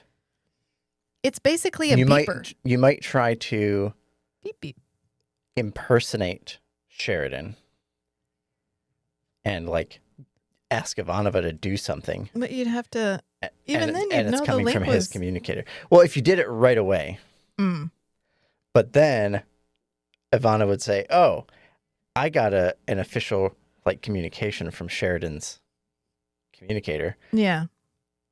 Right when it was stolen. Okay, so what were they trying to get me to do? That's a lead. Or a red herring. Or yeah. And he's like, what would they want with my link? It's useless once it's reported stolen. He's like, he must have known he'd have to get rid of it. And this is when Garibaldi is like, well, maybe it's because it's the one thing he knew you would want back. Mm-hmm. Ding, ding, ding. Yep. It's the one thing he knew you would chase him for. Maybe he wanted you to chase him down that hall. And Sheridan's like, oh my God. What? You have a suspicious mind. This had not yet occurred to me. Come on, Sheridan. Sheridan, conspiracy theory king. Oh my God. I love secrets. I don't You believe playing it. dumb. I don't believe it for a minute. He's like, I knew that, and I knew 10 steps ahead of that already. But he's like, oh, okay. I've already completely solved this puzzle. I'm just playing dumb so that you can have a win, Garibaldi. Let's go with that, because otherwise you're like, I'm letting you have this one. That's a better headcanon than he literally was just like, what? What? Yeah. What? Sheridan is not a himbo. This was intended for me to chase him down? Oh my God. That doesn't make any sense. Sheridan would have immediately been like, oh, he wanted me there. This was deliberate. This was a setup. Yeah. And instead, for the longest time, he's like, justice will out because this was all some big mistake. Instead of being like, every part of this was orchestrated. Yeah. I have to figure out how to think around this conspiracy. And they're in med lab and they're talking to Dr. Franklin. And this is when Dr. Franklin is like, you shot him and he died. There's no evidence to say that you assaulted him first, but there's no evidence to say that he assaulted you first. Right. There's no positive, or there's nothing definitive except your report of how he died is true. Yeah. Which means he didn't die from falling down the stairs. He didn't bite a poison tooth. Like you suggested. There was no the tooth. They're like, great, okay. And Garibaldi goes, all right, so actually, where did you get the PPG? And that's when Sheridan was like, it was just on the ground. It was lying about on the ground. I know how your customs operates. There's just guns lying Everywhere. about. They're you walk around, you kick a gun, you're like, God damn it, Garibaldi. You just have to pick it up and throw it in the trash chute. Yeah. They're everywhere. He goes, I assumed it was dropped by the guy who grabbed my link. And Garibaldi goes, yeah, or maybe somebody wanted you to find it. Well, no fucking shit, Sherlock. Of course somebody wanted him to find it.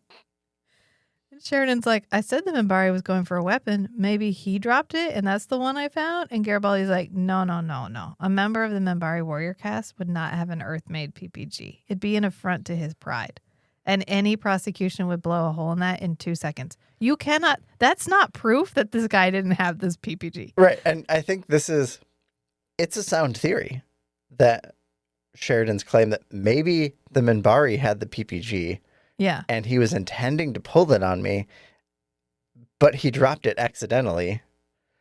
Right. And Garibaldi's like, what? No. He wouldn't have a human made. He would if it was the only gun he could get on the ship. Yeah. Can't they check fingerprints on the gun? No. Because the guy was wearing gloves. Remember? That's why he didn't have bruises. Gotcha. Dr. Franklin's like, nah, he was wearing gloves at the time. I mean, it's fine. I get where Garibaldi is going. It doesn't make a lot of sense in the wider scheme of Minbari culture. But like in this particular instance, an argument could be made that this guy had a human-made PPG. Yeah. Because if he's willing to show up and try to kill Sheridan, it might not be a question of honor. Right. Although but again, you can't bring that up because you can't accuse the Minbari of not being honorable. Or they'll kill you for insinuating that one of them might not be a good guy. Which is just another subversion of the honor culture trope that we set up in the first season, where it ends up becoming self-destructive because you can't even seek out the truth because you can't ask questions that might insinuate that somebody is acting dishonorably. Right. And I think we got away with as much, like exposing the toxic culture in the Minbari because the other guy was warrior caste. Yeah. And Delenn was like, those fuckers in the warrior caste. No, they're both from the third Fane of Chudoma. But now, yeah. Oh, now yeah. they're both from the same church denomination. They're both Baptists, Matthew. They're in the same clan. You get to be in a clan. Your clan's like your family. Yeah. It's actually more important than your family. Yeah. Yeah. So they can't. Lanier, especially, is personally invested in protecting Ashan and the other guy's honor. Lavelle. Yeah, because they're the same clan as him. Right. But in the end, who is the most honorable? And it's Lanier, because the truth always holds more honor. That's why the Minbari don't lie. Mm-hmm. And yet Lavelle and Ashen put him in a position where he had to lie because they were lying. Yeah. And I think he realizes the hypocrisy of it. Because he sees how everyone is treating Delenn, and I think he's slowly realizing what the speciesism, the hatred that the Minbari have for anything that's different, how it is in itself a dishonorable trait. Yeah. Which is that I like. Because they're judging Delenn over her appearance. Yeah. Compared to like her long history as an honorable leader. Right. That all went away Minbari. as soon as she looked different. Yeah. Yeah. As soon as she violated the societal norms on what a female Minbari looks like. Purity codes. Yep. Yep. And this is when Sheridan is like, all right, well, have you had any luck tracking the serial number? And Garibaldi's like, no, not yet. I haven't heard back from Earth Central. And he goes, you know what? Even in a vacuum, this smells of a setup. And I don't like it. And then we go to Delenn and Lanier and Ashan. And Delenn is trying to talk to Ashan. He's like, you're certain this is the one who witnessed the attack, Lanier? And he's like, I mean, yeah, from the things I've heard. And so she addresses him directly. She's like, you're the third Fane of Chudomo, yeah? And he's like, I am. She goes, you carry with you a noble and honorable tradition, because Lanier is also the third Fane of Chudomo, and he's pretty cool. I like him a lot. He has brought you great honor.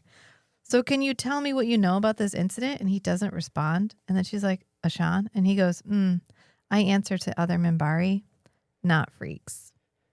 Yeah. Can you tell me what you know of this incident? Ashan. I answer to other Minbari, not freaks. And I said, oh, he's a Minbari dude, bro. It's like finding out your uncle's a Nazi. Kind of, yes. Which kind of makes sense for JMS. I haven't mentioned it in a while, but in Becoming Superman, the batshit book that he wrote about himself, Yeah. His whole family is Nazis. So it makes sense that he would recognize this sort of mindset. The like, Yeah. You're different. I'm not even interested in talking to you. And she just gets up and turns and walks away. And I want to talk about this for a minute. Yeah. Because season 1, Delenn would never.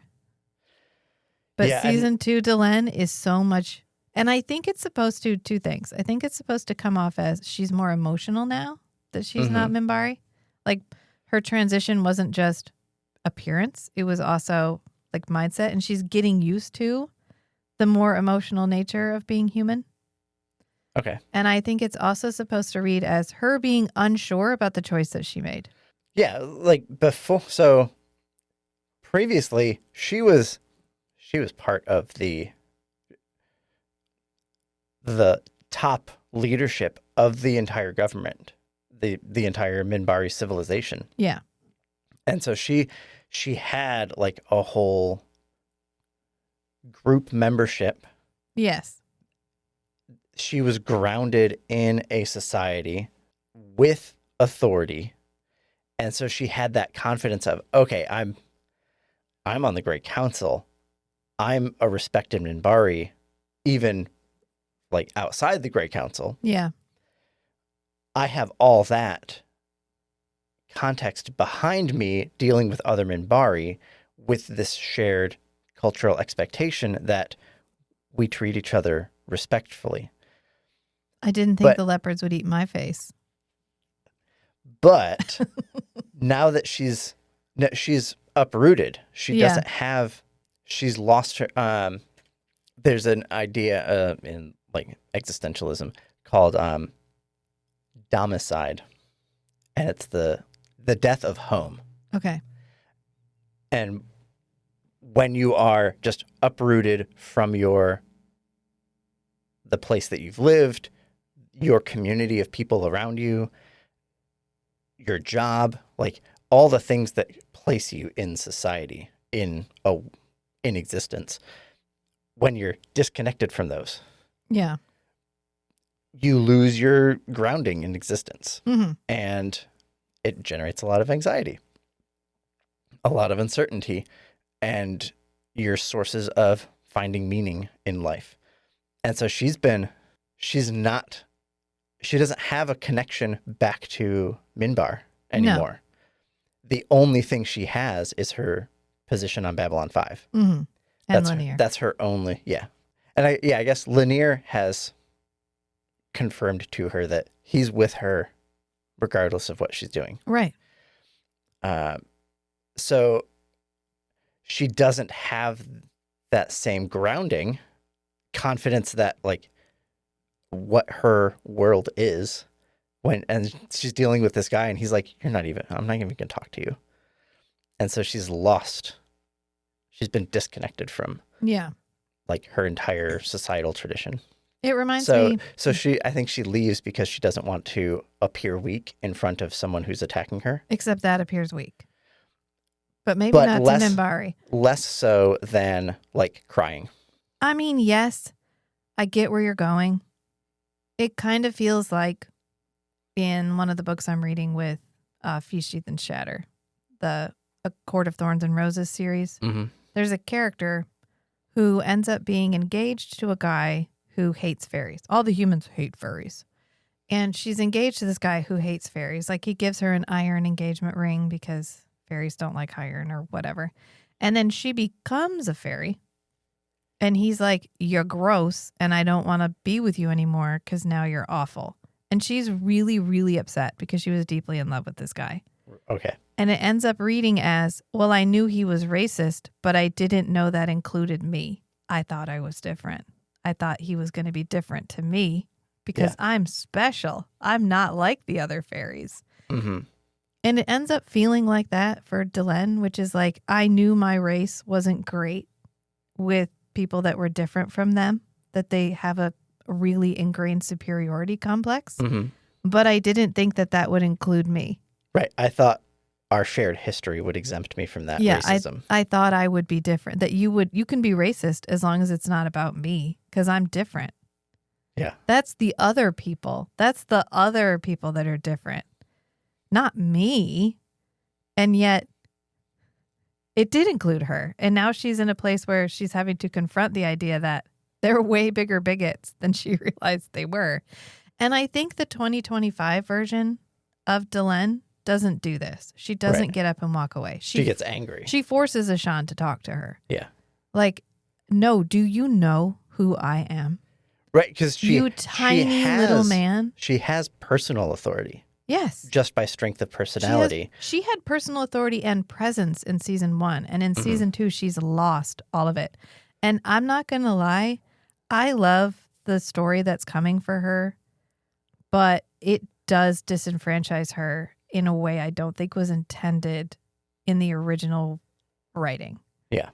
Because she ends up, yes, regaining some of this power, but only because she aligns herself with powerful people and not because she reclaims her personal authority. Right. And it's not my favorite. It's not my favorite because I want Delenn to be like Delenn in season 1. I want her to undo this man because I know she's capable of doing it. Boss bitch. Yeah. You tiny little asshole. You will look me in the eye and you will answer my questions because I am fucking Delenn. Right. Do you know who I am? And instead she's like, and gets up and walks away. And I don't love it. I don't love it. And that's okay. I'm entitled to not love parts of this show. And that's one of the things that I get where I think I see what they're trying to show us, and I don't think it comes off that way anymore. And maybe Not at anymore. the time Yeah. it did, but right now it doesn't. It just feels like she's lost all of her personal agency because people don't like her anymore.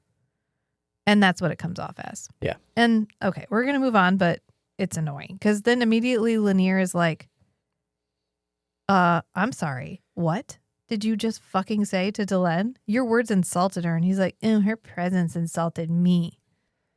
Okay, you little incel bitch. I'm sorry for you that her presence insulted you. Okay, Snowflake. Okay, Snowflake. Yeah. Oh, you couldn't look at her? You couldn't look at her? Okay. All right, whatever. Asshole. And he's like, because we're the same, you can ask me questions. If you can tolerate the answers. What do you mean if you can tolerate the answers? Get the fuck out of here. He just wants the truth. Lanier's like, just tell me the truth. I'm not going to be insulted by the truth. And this guy's like, maybe you will be. I don't know. I'm a high value individual. That's going to be Ashan's voice from here on out. I'm high value. Are you even high value? I'm an alpha Minbari. You're such a beta, Lanier. And then we come back. And it's them talking to Sheridan and Garibaldi. Yeah, Lanier and Garibaldi with Sheridan. Yeah. And they're like, the witness says that Lavelle, the victim, was assaulted without provocation. And then he offered to surrender, and then you shot him. And Sheridan's like, he shouted death first. That doesn't sound like an offer to surrender. And he's like, no. He was actually saying, du hast, because he was listening to Earth techno music. He actually said death first. And I was trying to think, there's another one where I'll have to like ponder this, but there's another movie where the guy says something and they're like, no, to blave. You said it earlier. I believe he said to blave, which we all know means To gamble. what? He goes, in our language, it roughly translates as, I yield to your authority. What a terrible thing to have a homophone of. Okay, my headcanon is they workshopped this. They're like, okay, what do I say to Sheridan Okay. to provoke him?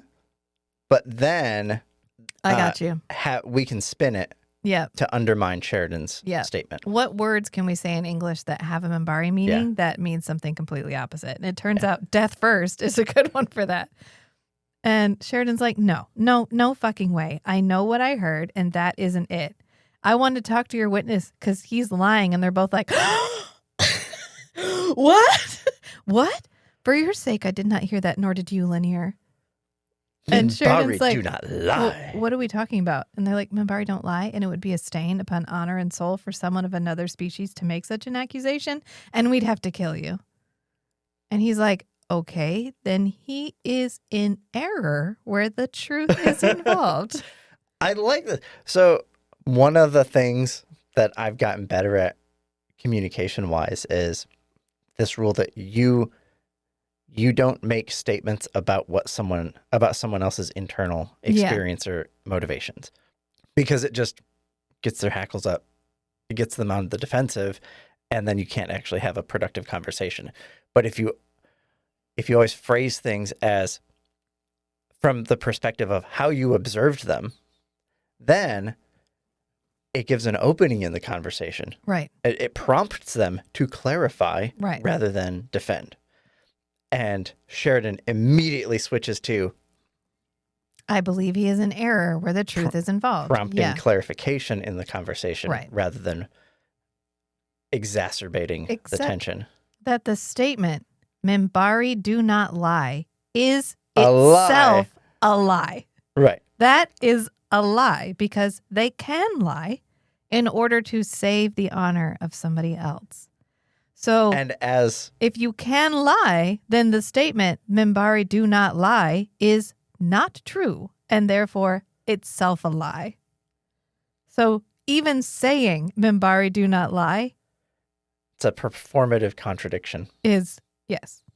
So, I just want to put that on it's like only Siths deal in absolutes. Yeah.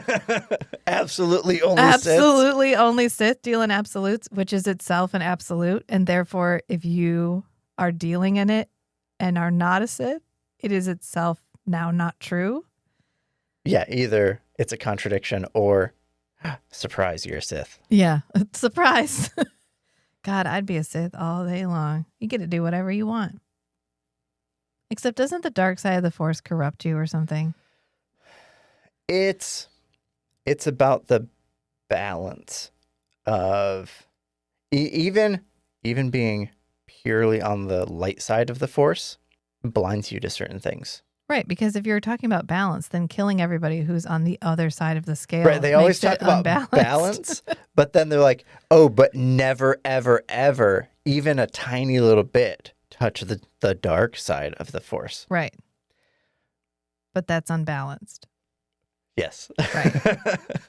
It's fine. That's why in pretty much every Jedi based video game, like Knights of the Old Republic and the Jedi Fallen Empire Survivor games and Force Unleashed, the main character does have a balance.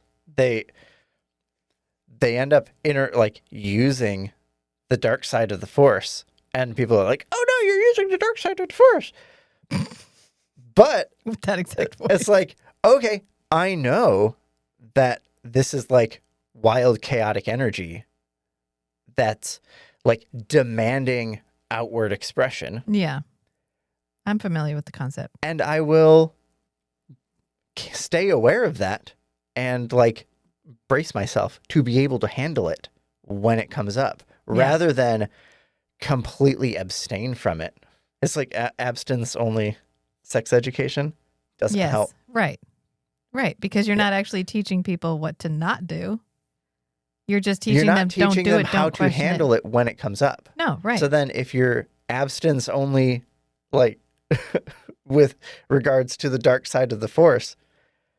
Once the dark side of the Force shows up, boom, you're going to fail. Right. Because you've only had abstinence-only training on it. Right. Abstinence only training. Take note. That's why the Jedi failed. Yes. I propose that when we finish building the 90s lounge, we set up a streaming area in the 90s lounge so we can play some of these really old video games, because I think that would be really fucking fun. Because I was thinking about the balance, and then I thought, God, I really want to play Fable. Because Fable was so much fun, because you could, make good choices or evil choices.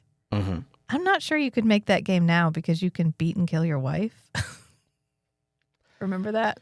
Yeah. But she would divorce you. I don't think once you were married, I don't think you could kill her, but she'd divorce you. Okay. If you assaulted her, which it was a thing you could do. I wonder if the version that's on Steam now, you can still do it. Anyway, we have moved away from the episode again. So this is why people come. This is why people come to us. This is our balance. Sometimes we talk about the episode. Sometimes we talk about random shit that's popped up into our heads. The balance. It is important. My last point about that is, like a famous phrase from the Bible that was mistranslated is the meek shall inherit the earth. Mm-hmm. But a more accurate translation of meek is not. So meek was translated as like basically submissive, timid. Yeah. But it's actually those who can like do violence, those who know how to like be assertive, but they also know how to turn it off. Dalinar Kholin. Yes. Hello, yes. Dalinar Kholin. He was a monster, and then he learned to control it. God, Oathbringer. I would read the Stormlight Archives again just to go through Oathbringer again. I wish I could forget everything that happened in Oathbringer and start at the beginning and read it to the end again. He just went to an event with Jay Kristoff because Empire of the Dawn came out yesterday. And so he had an event in Salt Lake City, and Brandon Sanderson hosted him. Hosted Jay Kristoff? Yes. Nice. Has Brandon Sanderson read Jay Kristoff's books? I don't know, but remember they were together in that Celsius 232 in Spain. That they're friends makes me so happy. Like that they do stuff together. Anyway, back. Immediately, Sheridan is like, I want to talk to him. I want to talk to him. And they're like, I don't think that's a really good idea. And he's like, I mean, I have to see him. Maybe I can reason with him. At least find out why he's lying, because Delenn and Lanier have exited stage left. Yeah. And Garibaldi's like, what about Ivanova? I think Garibaldi's asking because I think he thinks Ivanova could definitely get this guy to tell the truth. Yes. Yeah. I think that's Garibaldi's angle. He's like, I mean, if Ivanova was there, she's going to cut right through his bullshit. That would have avoided this whole situation. We could have just involved Ivanova and she'd have been like, I got this. Hang on. She'd have had the thief. She'd have found the... She would have drug him in by the ear. Okay, now tell them what you just told me. Say it out loud. You want her there? And he's like, no. I don't want this insanity disrupting the station any more than it has to. We can handle this. And then we cut to what Ivanova is actually up to, which is shopping at the gift shop. And she's evaluating the performance of the gift shop. Yeah, and this is when we find out that the Narn figurines are 20% off. Remember, Babylon 5 Emporium is your place to shop. The guy walks up to her and he's like, station personnel get a 20% discount. And she's like, oh, be still my heart. And then she's walking around like, okay, this is kind of cool. I mean, the model of Babylon 5 is pretty cool. And this is pretty cool. I mean, the Barbies that look like Londo and Jakar are a little weird, but okay, just is there one of her? I would have bought the one of me. I would have bought my own figurine. Oh, yeah. I definitely would have. Yep. And she goes, I mean, it makes you wonder if there's anything the Earth Senate won't do to make money. And then the guy behind her goes, I'm sorry, what? And the it looks human behind her. No, it looks like an alien. And then he takes off his mask and it's a human. And I wonder if these are some of the stable actors that they had come in. Yeah, because I think this is them without makeup on. Yeah, it's hysterical. Because then he's holding the mask and he's like, do you know how much this is? And then the guy behind her, who looks like a human, takes his mask off and it's a Drazi guy. And he's like, ma'am, do you gift wrap? It was so good. That Yes. scene was perfect because they had to do the transition where he like reaches under his collar Like and the then Mission Impossible face mask thing. it is. Yeah. Yeah. Which actually that's why I stopped watching Mission Impossible because I think it's the second or the third one. Everybody was wearing masks and then they like took a mask off and then he took off another fucking mask like it was under the first one. And I was like, out! I'm out! I can't do this anymore. Is there a job where you get hired to just watch a thing and then go, this doesn't make sense. This is a plot hole. You need to Focus fix groups. this. You need to get Yeah, in but I focus want to get groups. paid to do it because I already Focus do it groups for get paid. free. Oh, I'd be great in a focus group. I could pick out plot holes a mile away. Mm-hmm. All right. This is when Natath arrives. She gets off of the shuttle and walks up to Zach Allen. Are you expected? No, dreaded. Excuse me, officer. Alan, man. Zach Allen. Take me to Captain Sheridan. Are you expected? No. Dreaded. Why would I, out of the blue, attack your man, Lavelle? That's when this is Sheridan. He's talking to Ashan. And he's like, well, he wasn't a man, was he? He was a Minbari star killer. And You're the Sheridan's- racist Sheridan's star like, killer. did I fucking stutter? I just called him a guy. Like I'm just talking about a male. I don't know. How do you want me to refer why to are him? you yelling at me? I'm trying to have a conversation. It's literally the meme where the guy wrecks his own bike and then is like, Sheridan did this. He goes, we're not talking about history. We're discussing the here and now. We're not talking about when I was Star Killer. We're talking about now. He goes, wasn't it an Earthman who said, those that do not listen to history will repeat it? Learn history, but it's fine. Remember history. And he goes, the Minbari listen. We listen like real careful. Oh, I didn't do his voice. We listen like real carefully. Ashan, is there the slightest possibility that you misheard or didn't see? That's what Lanier says. And he's like, didn't see. He's like, it happened very quickly. No, hold on. Did not see. Did not see. I'm going to move on from that. Ashan goes, whose side are you on? And Lanier goes, I'm on the side of the truth. Is there another? And the lawyer walks in. That's a good line. Yeah. Is there another? I'm on the side of the truth. Is there another? Which is a Minbari phrase. Yeah. Yeah. What else would there be, Ashan? The Minbari do not lie, even though I myself have lied on this show already. Yeah, this is when Natath walks in. And they're like, Captain, this is... And she goes, the one friend you have in this room, Guinevere Corey, regular human lawyer. Definitely not her. He's like, what? What? She goes, may I ask what you're discussing here? He's like, the only thing that matters, the truth. And she's like, yes, the favorite song of the legally ignorant. Just such a Natath line. You could have not made her Natath Right? without makeup on. But here we are. I wonder if Peter David knew that the Natath actress was going to be cast as this character. I don't know. Or JMS tweaked her dialogue to Yeah. make it more Natath-like. I don't know. All I know is I'm in love. I wish she was a regular character. Yeah. Captain, are we finished here? Apparently she is a representative for other actors. She's like a agent. Oh, Can you imagine having Natath as your agent? like your acting advocate? It would be like, I don't know if we've told the story or not, but when we had our first child, we were on Medicaid because we've gone through it. Yeah.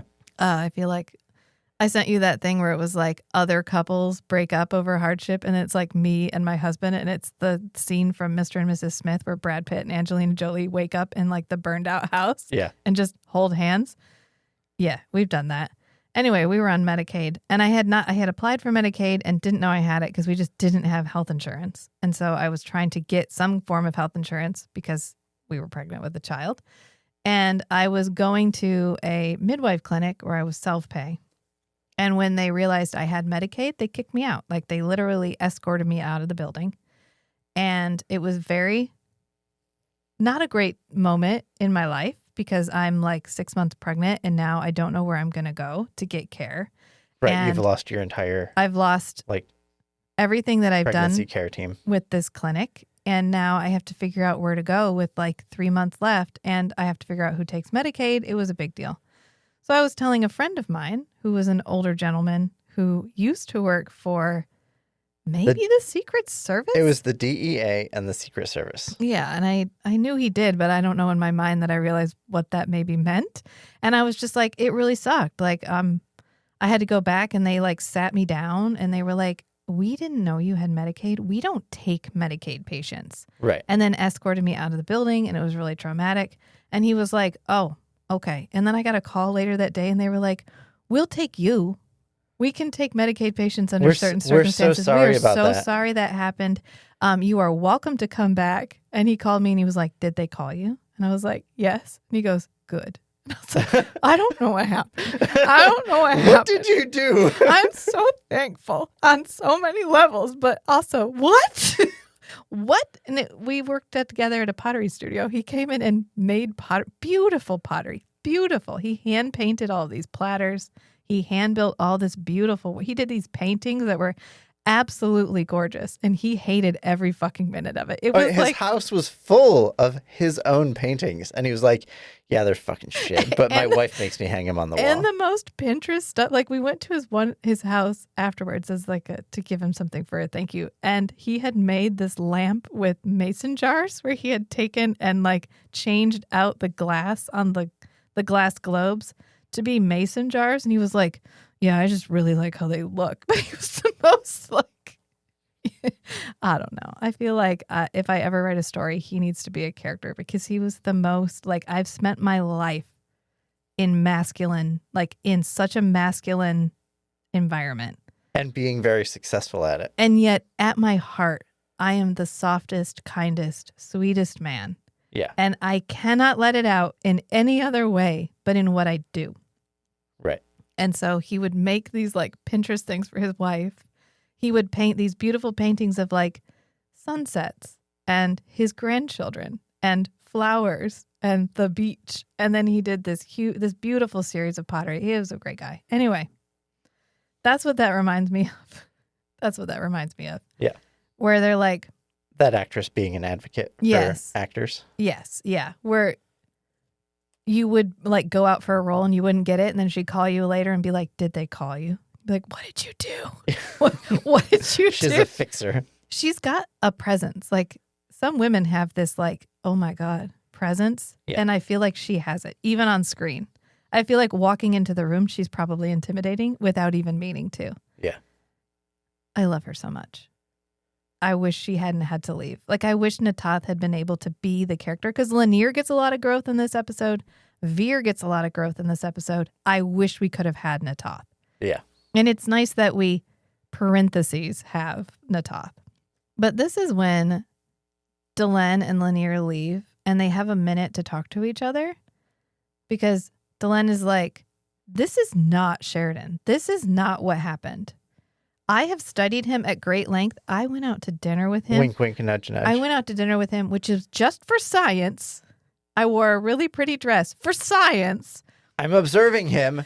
We literally stayed so long, the restaurant closed because That's if you watch how committed I am to my if you watch research. that episode, they're like cleaning while they're still standing there. Yeah, so I'm committed to my research, and there's no way he would do this. This is not in his character, which makes Ashan's statements dubious.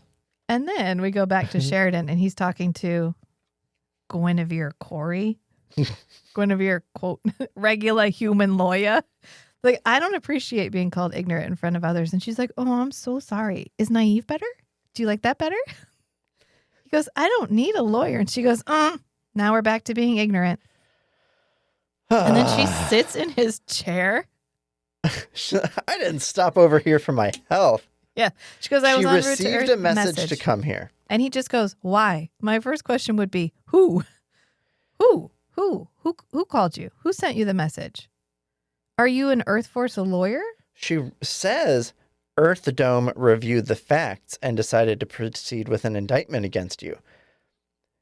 But she wasn't sent by Earth Dome. No, she just she has is representing him inside against information Earth Dome. from Earth Dome. Yeah. She's representing him against Earth Dome.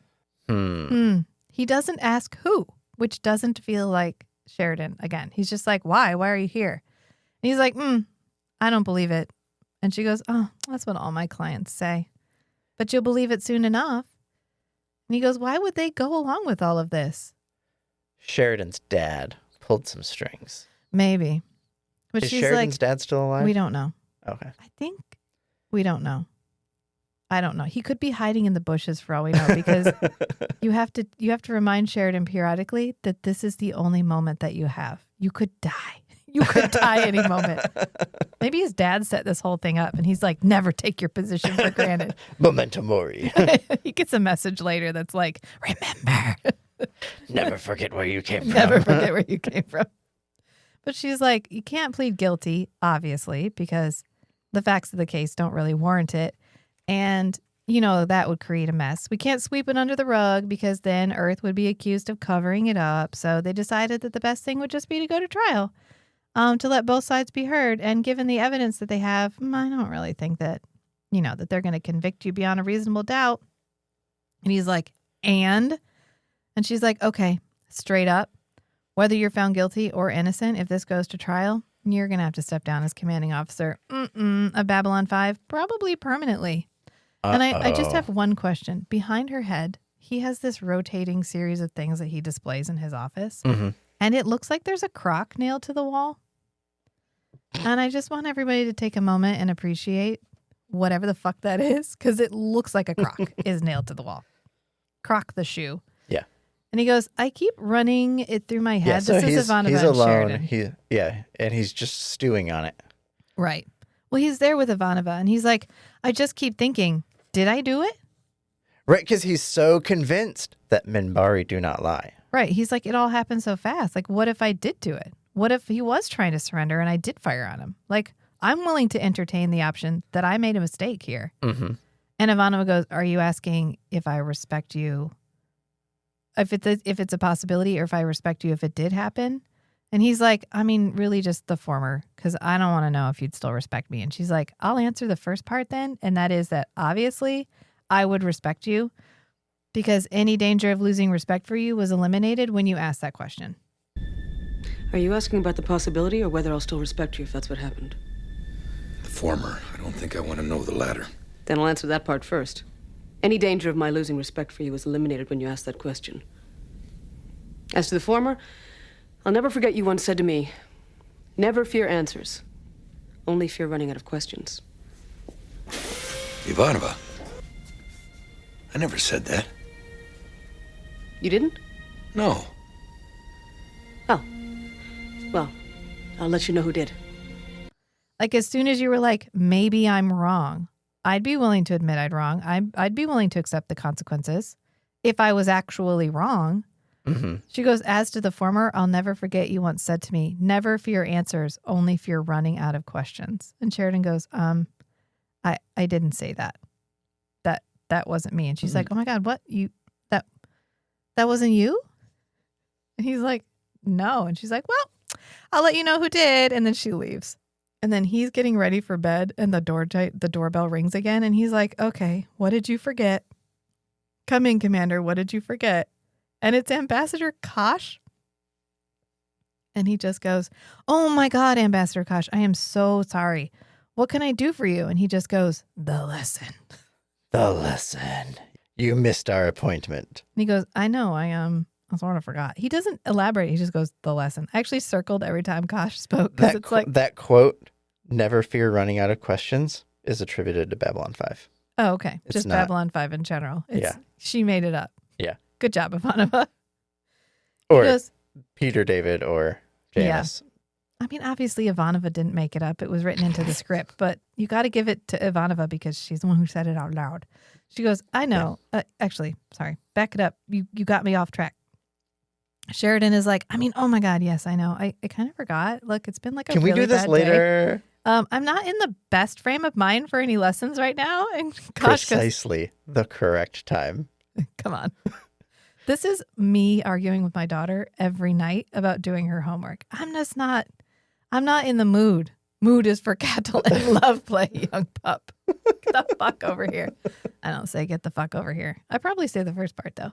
And then, yeah, precisely the correct time. Get over here and do your work. No, you don't understand. I really don't have time for this. And he's like, come on, come. Even more the right time. Yeah. And then we have a brief interlude where Garibaldi's like, this is the asshole that's accusing Sheridan of being a bad guy. Zach, follow him. And Zach is like, can do, Roger, Roger. And that's the end of that scene. Yeah. And then we come back and it is Kosh and he's led him down to down below. Yeah, so Kosh is like, what is this place? Is Kosh changing height or have we never seen Kosh next to people before? I think Kosh's height is flexible. Because Kosh has definitely been taller. I believe he was taller than Sinclair. And when he's in the council chambers, he's quite tall. And yet when he's walking next to Sheridan, he's shorter than Sheridan. And Sheridan is not taller than Sinclair. No. I think Kosh is variable. Yeah. He can pack it in if he needs to. Like a turtle. Like a turtle. Exactly. Except for his shoulders. He can't because he's got the like shoulder blade things. Yeah. Why does he even need the cape? It's fine. It's fine. I'm not mad. I love the way the Forlans look. I just think it's ridiculous. I think we can all admit it's objectively a ridiculous costume. And he's like, I don't understand what we're doing down here. That's what so Sheridan Kosh says, what is this place? He goes, good. Yeah. What is this place? And he's like, it's pretty much the worst part of down below. If Garibaldi knew we were down here, he would lose his shit. And Kosh goes, there, and just points at this door. And he's like, what? You want me to go inside? Is that it? Why? What's inside there? And he goes, but it's not even like a regular door. It's like a maintenance hatch. And he goes, one moment of perfect beauty. Yeah, and it opens without him having to touch anything. It just opens. And then Sheridan's like, okay. And he just goes in there. What if this was just another prong of the attack against Sheridan and someone was impersonating Kosh? It wouldn't even be the first time. Because remember when the guy made the Kosh suit that had the evil brain sucker in it that was like, hey, Kosh the Vorlon's going to eat your memories now. Did we get that encounter suit back? So we know somebody paper machéd a very good replica of the Kosh suit. So all you would have to do is show up and be like, hey, I'm Kosh. Follow me. And Sheridan would be like, okay. Yeah, all you had to hear is Sheridan and Ivanova talking earlier. Yeah. About Kosh wanting him that he had an appointment with Kosh. Right. And then if they were following Sheridan around, they'd realize, oh, he never showed up for the appointment with Kosh because of the whole Minbari thing. Well, we can make this work. This is an opportunity. Yeah. Well, I guess that means that it was actually an assassination attempt rather than just an attempt to discredit. Because I think they're really just trying to go with discrediting him rather than killing him. Yeah. But I do like this part because he has to crawl around in this very small area and this poor camera guy has to like follow him around. And the lighting is only through the grate. It's a cool scene. Yeah. I am of the mind that this is all in his head. That whatever is happening here is Kosh projecting it into his head. Because otherwise, what the fuck? It doesn't. But he sits down in front of this guy. And the guy just shoves a bowl out in front of Sheridan. And Sheridan's like, oh, yeah, I don't have any money. Fun fact, this is how my son asks for snacks. Push the bowl. Hey, point. I don't have any snacks. Just pushes the bowl slightly closer. Oh, I have like a cracker. I have a cracker in my pocket. Good enough. But he's like, I don't really have anything. Like, I only use credit chits, because then it's good for bookkeeping. Like, you can track my expenses, that sort of thing. And he's like, okay, here. And he takes off this little bar. And I like this part because he's like, gold is for command, red is for medical, and green is for security. He explains it to us. Oh, good. I didn't know that, actually. Thanks for the lore dump. He goes, this shows what part of the service you're in. Because it's not worth much. I have like a dozen of them, like a fucking bunch of them, because they're always falling off. And I don't know. I just have a lot. I've just. Or I'll leave it on my jacket when I send my. Yeah, it's my extra uniform jacket to the dry cleaners. It's fine. So he drops it in there. And then this guy like starts singing. And then all of the things you thought were piles of garbage like unfurl. And they're also piles of monks that have just been like hanging out together. Like, yeah, this is like a Muppet thing. Yeah, this is. That's why I'm going with dream. Yeah. I'm going with hallucination. The minute he was primed, because he didn't get anything explained to him. Mm-hmm. And then the minute he passes through that door, it's probably just nothing. Mm-hmm. And Kosh projects just an empty space. Right. Yeah, but Kosh is feeling it. Yeah, that makes more sense to me. But this is when they sing the Christmas Mass for him, which this could be the Christmas episode, I guess. And then he comes out and he's like, wow, I had no idea. I didn't know we had that kind of theater hanging out underneath the waste reclamation.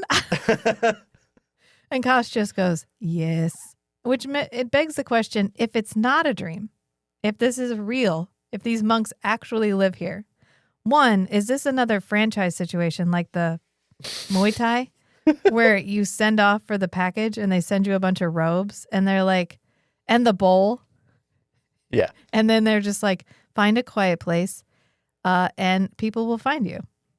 Or literally there are Gregorian monks living underneath a grate in a random backwater section of Babylon 5. Yeah. How did Kosh find them? Kosh can't fit in there. How did Kosh know they were there? How do you know that? How do you know he can't fit in there? I know he could just compress. Yeah. His little, oh, that'd be really funny if his little head thing could pop off and drone itself around.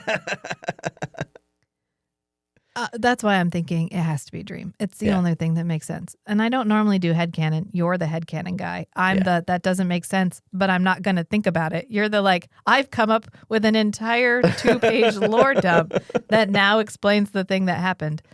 So, that is also lore consistent with everything else. Yes. So I will be flexible in this moment and I will pretend that this is a dream. And he just goes, thank you. Like, thank you for showing me that. And then we cut to Ivanova and Sheridan. Or they all skitter out afterward and Kosh hands them each $20. I know. And the step bar thing is bullshit. They just throw it in the trash. Kosh pays them all. He's like, yes, you may watch my TV. Ooh, maybe they exchange DVDs. Maybe that's how he knows about them. Yeah. Yeah. But then it's Ivanova and Sheridan in the tube going somewhere. And Ivanova is like, another lesson? What was it this time? And he goes, beauty in the dark. And she says, oh, must be working. You're starting to talk like a Vorlon. I know, it's like my favorite scene. And then we cut to Delenn. And Lanier pops in and he's like, yeah, Delenn, what do you need? And she's like, look, I just received some information on Laval because I was arranging to have his body prepared according to the ceremonies. I mean, I could cremate it in my room, but like, I'm sure there's maybe something she else doesn't have the rings anymore. Oh, maybe not. Or they don't work anymore. Yeah. He goes, oh, whichever clan he belonged to, they all have different rights and stuff. Her subscription got deactivated. She tried to pay and they were like, we don't take money from you. She goes, you may want to look at this. And then they look at the screen. And this is the scene where it's like, I've been too kind to Chester or whatever. But it's just more Minbari speech or Minbari text writing across the screen. And then we come back and it's Sheridan and Ivanova. And the League of Non-Aligned Worlds has canceled a meeting because everybody's like, ew, Sheridan's kind of gross. He might shoot us. Like, maybe he's a white supremacist. I don't know. He shoots non-humans on sight. Word's gotten out as it is what Sheridan said. Yeah. And, pressure to get me out will increase the longer this hangs over my head. And they're like, one crisis at a time. And this is when Londo shows up with his doll. He's like, Captain! Yes. Yeah. And he holds the doll up. Can we talk? And then we get a short scene of Zach following Ashan. And Lanier sneaks up and judo chops him. Yeah, he does. He like Vulcan neck pinches or like shapoof. Yeah. And I love when they do their I'm facing off and they do the like I love you in sign language symbol with like pointer and pinky and thumb up in the middle too. And they're like, hey. Which I wonder if Bill Mummy made that up. I don't know because it's the worst possible way to hit somebody. It's like, can I take my most fragile fingers and stick them up? And then what are you going to do? Doink! You're going to Three Stooges him and just go straight for the eyes? Either keep your hand like open with all your fingers together so that you could grab, or you close them to make a fist so you can punch. Well, that's assuming the Minbari hands work like our hands. Maybe they're capable of locking these specific joints, and then they're like stabby knives. Yeah. Look at that. I made headcanon again. There you go. Oh, you're rubbing off on me. Don't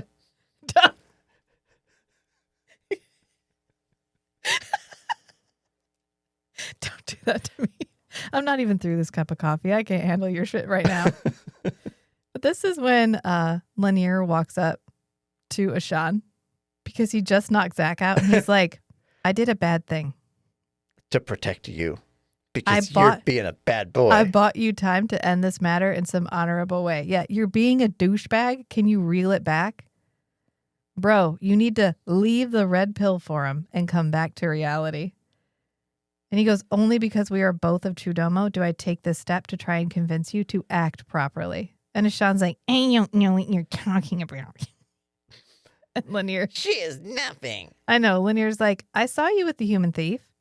Another moment and you would have been discovered by security. You are not good at this, Ashan. That's my favorite line. I don't know what you're talking about.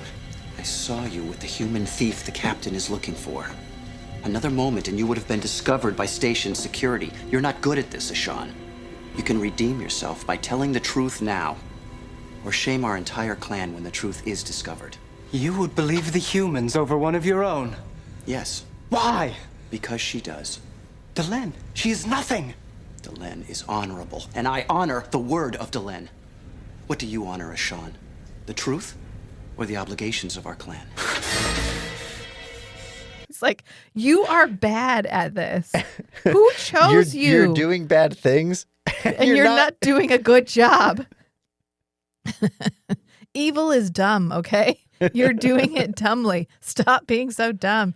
He's like, you can redeem yourself by telling the truth or shame the entire clan when the truth is discovered.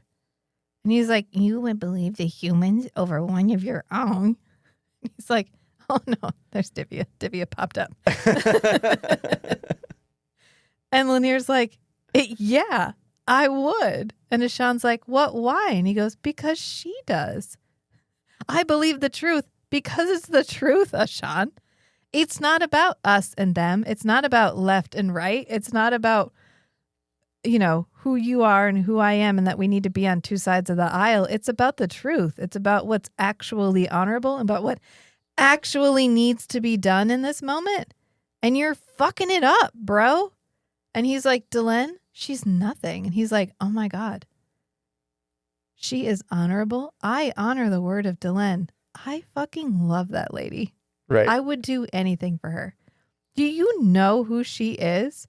What do you honor, Ashan, is what he says. The truth or the obligations of our clan?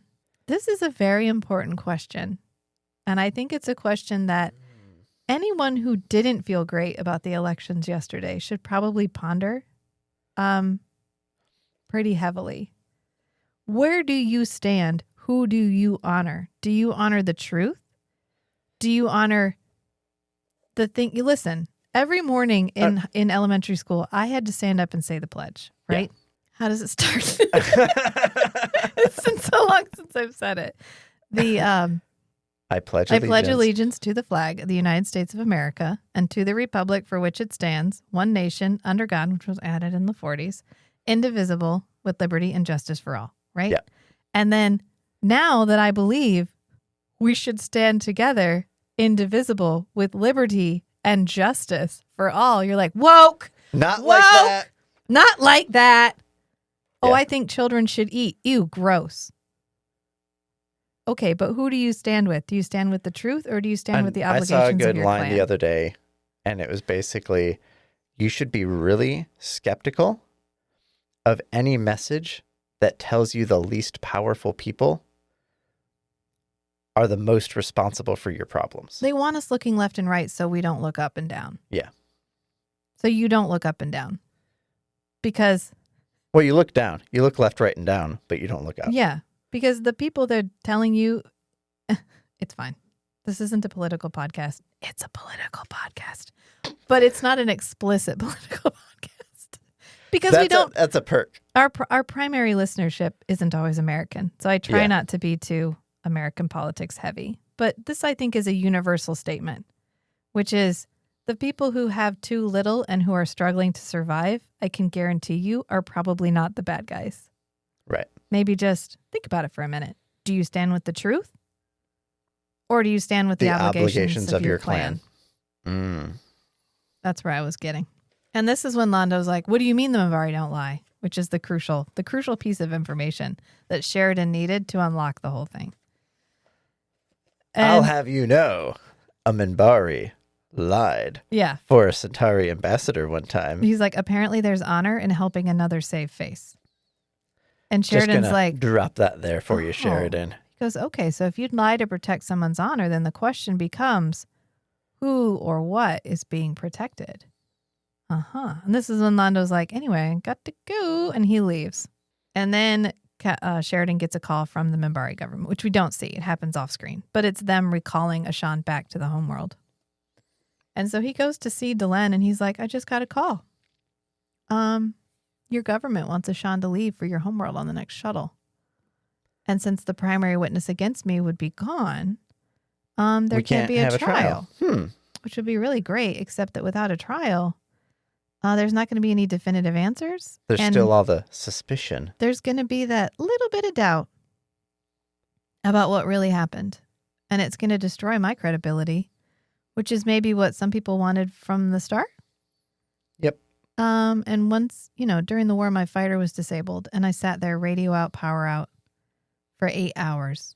I didn't think I'd ever see another living being. And then he goes, I was rescued, obviously.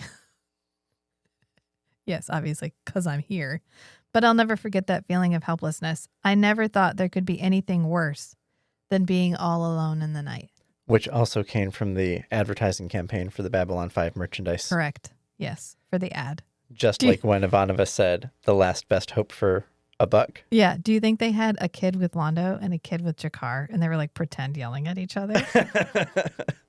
If you keep this up, Jakar, you're going to lose more than just your homeworld. I hate the Centauri. Depends on what your pleasure threshold is.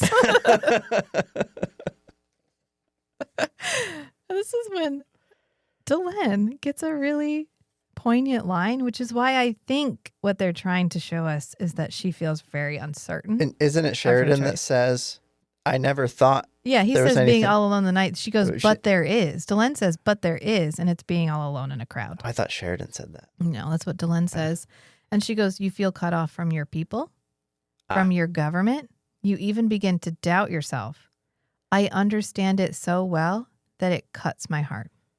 She's like, I get it. I see where you're coming from. I understand. I also doubt myself in this moment, just like you're doubting yourself. Yeah. And I wish someone would stand up for me, to help me, to restore my credibility, because she lost her credibility. Yep. Because she acted in a way that she thought was right, just like he did. And then no one came for her except Linear. Right. And Sheridan goes, you said the Minbari never lie, but that's not entirely true, is it? That's actually a lie. And she goes, oh, okay. You got to understand, Captain, that there's no greater honor among my people than to serve. And you work for generations to create a legacy and a tradition in the service of your clan. And they're ready to sacrifice everything. Everything. Their individuality, their blood, and their life. Sounds a little culty. Little culty. Little culty. I mean, clan is great. Family is great. But also, it's important to maintain your individuality because that's how you grow. That's how you create the friction required to stay on the right path. You need a dissenting voice. You need, like I just saw about the fellow who was elected mayor of New York. Mm-hmm. They were like, I'm glad, but also I'm sad because this is the last day I get to stand for him because now I have to hold him accountable for what he does. Yeah. Because we don't stand politicians. We judge them by what they do. Right. So yeah, we're not fans. Yeah, we're not a fan club. This isn't another cult of personality. This is, I think you can do a really good job. And I have to hold you accountable. I love that he defines himself as a democratic socialist. And the only other democratic socialist we've put in power, we kept in power. We elected 4 times in a row. But I'm back to American politics, so I'll reel this back. You could get me to talk about Roosevelt all fucking day. I love him so much. Yeah, he did some, not everybody's perfect. Right. We're going to leave it there. But he left a good legacy. He did. He left other legacies that are not great. Yeah. Like the Japanese internment camps, that's him. Yep. But this is not a podcast about the Roosevelts. So I'll move on because then she goes, their honor. This is what Sheridan says in response to her, like, yeah, maybe we lie sometimes, but you have to realize that your whole life is about your clan. You give up everything for them because serving them is the most important thing in your life. Almost like Psychor. And he goes, their honor? Well, we've had plenty of that ourselves. Conspiracies of silence because the larger ideals have to be protected. Their honor? Well, we've had plenty of that ourselves. Conspiracies of silence because the larger ideals have to be protected. But you can't have larger ideals if the smaller ones get compromised. It's like building a house without a foundation, Delenn. It can't stand. But you can't have larger ideals if the smaller ones get compromised. It's like building a house without a foundation. Yeah. That whole section is like, I felt it. I felt it in my jellies. I felt it. If it can be destroyed by the truth, it deserves to be destroyed by the truth. Yeah. He's like, it can't stand. You know that as well as I do. And she's like, you're right. So come with me. I think it's a moment where Delenn has to choose who she serves now. Right. Because she thought she was serving the Minbari, and they don't want her service. Right. She thought she still belonged with the Minbari, but nope. They've clearly told her over and over again, no, we don't. No, you don't. And so she has to choose now, who do I serve? If my greatest honor is to serve, who is my new clan? Who do I serve now? Yeah. And I think this is a moment where she's like, oh, maybe it's Sheridan. Maybe it's whatever he stands for. Maybe it's this found family that he has that I can also be a part of. And then I don't have to be alone anymore. And then this is when Ashan shows up at Delenn's quarters. And he's like, I was told to come here for parting instructions. And Lanier's like, yep, your ship leaves within the hour. Here's all the information you need. And hands him a data crystal. And he's like, thank you. Is there anything else? And Lanier goes, nope. But after you're gone, I'm going to go to the captain and I'm going to announce my complicity in Lavelle's death. And Ashan's like, what? You're insane. You had nothing to do with it. And Lanier's you would make a sacrifice for other people's benefits? Gross. That's How so woke. Because this is correct. Individually, I did not, but I bear the responsibility for all acts committed by my clan. In that way, I am as responsible as you are. And Ashan's like, if you do that, you're going to dishonor yourself and the third fame of Chidomo. And Lanier goes, nope. You already did that. You did that. I'm just standing up and taking responsibility. I'm going to retain honor by saving face for you. I still believe in my own honor. I think this is the honorable thing to do. And I'm going to do it. And I don't care how it reflects on you because I know how I'll feel if I don't do it. And that's not going to be fucking honorable. He goes, our clan, however, will never recover from this disgrace. You're right. You're right. And he's like, cool, then don't do it. And I love this whole scene because I knew they were trying to get a confession out of him and they were recording it. Yeah. And of course, there's like a crowd of people in this room listening to what's happening. Well, and so they're on the other side of the door. A glass door. They are on the other side of a glass door. Delenn does not have an opaque door to her bedroom, which means they're just behind a window. Breathing. Listen to me, Lanier. We're not responsible. It was the leaders of our clan who decided to act. Oh, I like that you tried the voice. Thank you. You're welcome. Do you think Sheridan's leaning on the glass, like harping on the glass, fogging it up? Because without asking the council or anyone else in the government, not us. Like, it's the leaders of our clan who decided this without getting permission, not us. So, like, we don't deserve to be punished. He goes, yeah, it was foolish. Ashan goes, yeah, it was foolish. And he's like, no, not foolish. Fucking tragic. It was tragic. He says it with a long A. Tragic. It's the most Midwestern that Bill Mummy has ever sounded on this show. No, it's tragic. Not us. Yes, it was foolish. No, not foolish. It was tragic. They resent that the humans picked Sheridan Starkiller to run this place, and rightly so, is what Ashan says. He destroyed the Black Star. This is when we talk about it. Like, he mined the asteroid field. He sent out a fake distress signal. But, of course, they were coming to destroy a disabled ship, so who really lost the honor here? Yeah. He goes, why did you talk with the human who stole Sheridan's link? And he's like, I was trying to figure out what happened. Lavelle paid him to draw Sheridan down that hall, provoked him. So Ashan literally wasn't supposed to be there. I think that's what he's implying here. Okay. And that he just took advantage of the opportunity to make sure that Lavelle's sacrifice didn't go unseen. That his intention So was accomplished. Maybe he even called the third Fan of Chudomo, like called the clan leaders and told them, and they were like, oh yeah, go with it. Yeah, back him up. Back him up. You know, Lavelle is a martyr. He sacrificed himself to remove Sheridan. He was one of us. He was a clan brother. We have to protect our own linear or what is left. And he's like, there's nothing left. Enter the main characters. This is what Delenn says. She goes, there's nothing left, Ashan.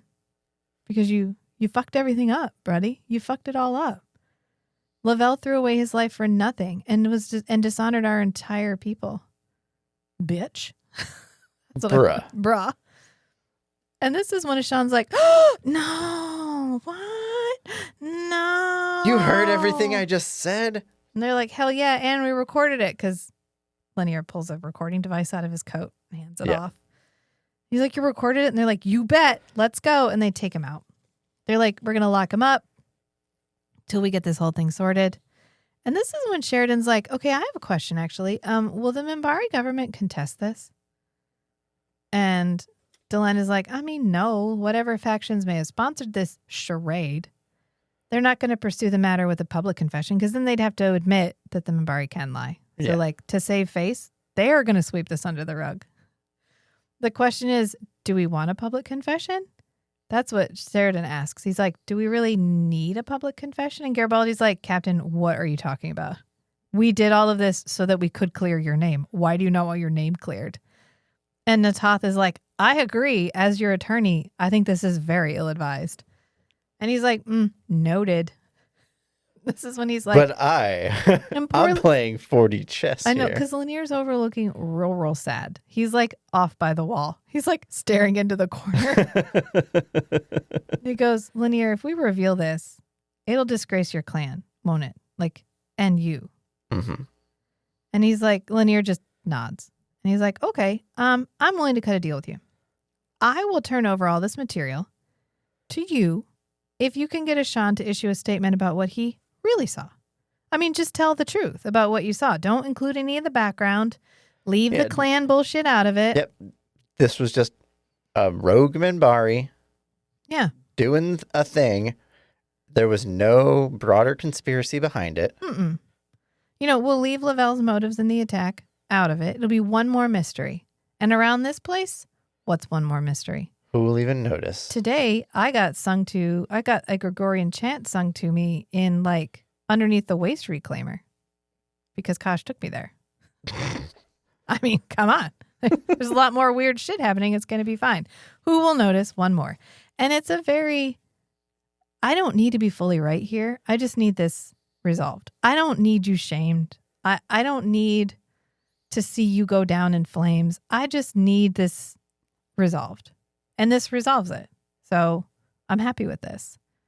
And this is Sheridan doing the same thing the Minbari do.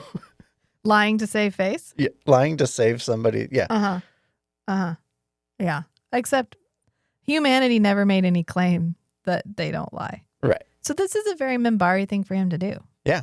Yeah. Yeah, which probably earns a lot of respect from Delenn and Lanier. Right, because another aspect of not lying is just not saying it. Right.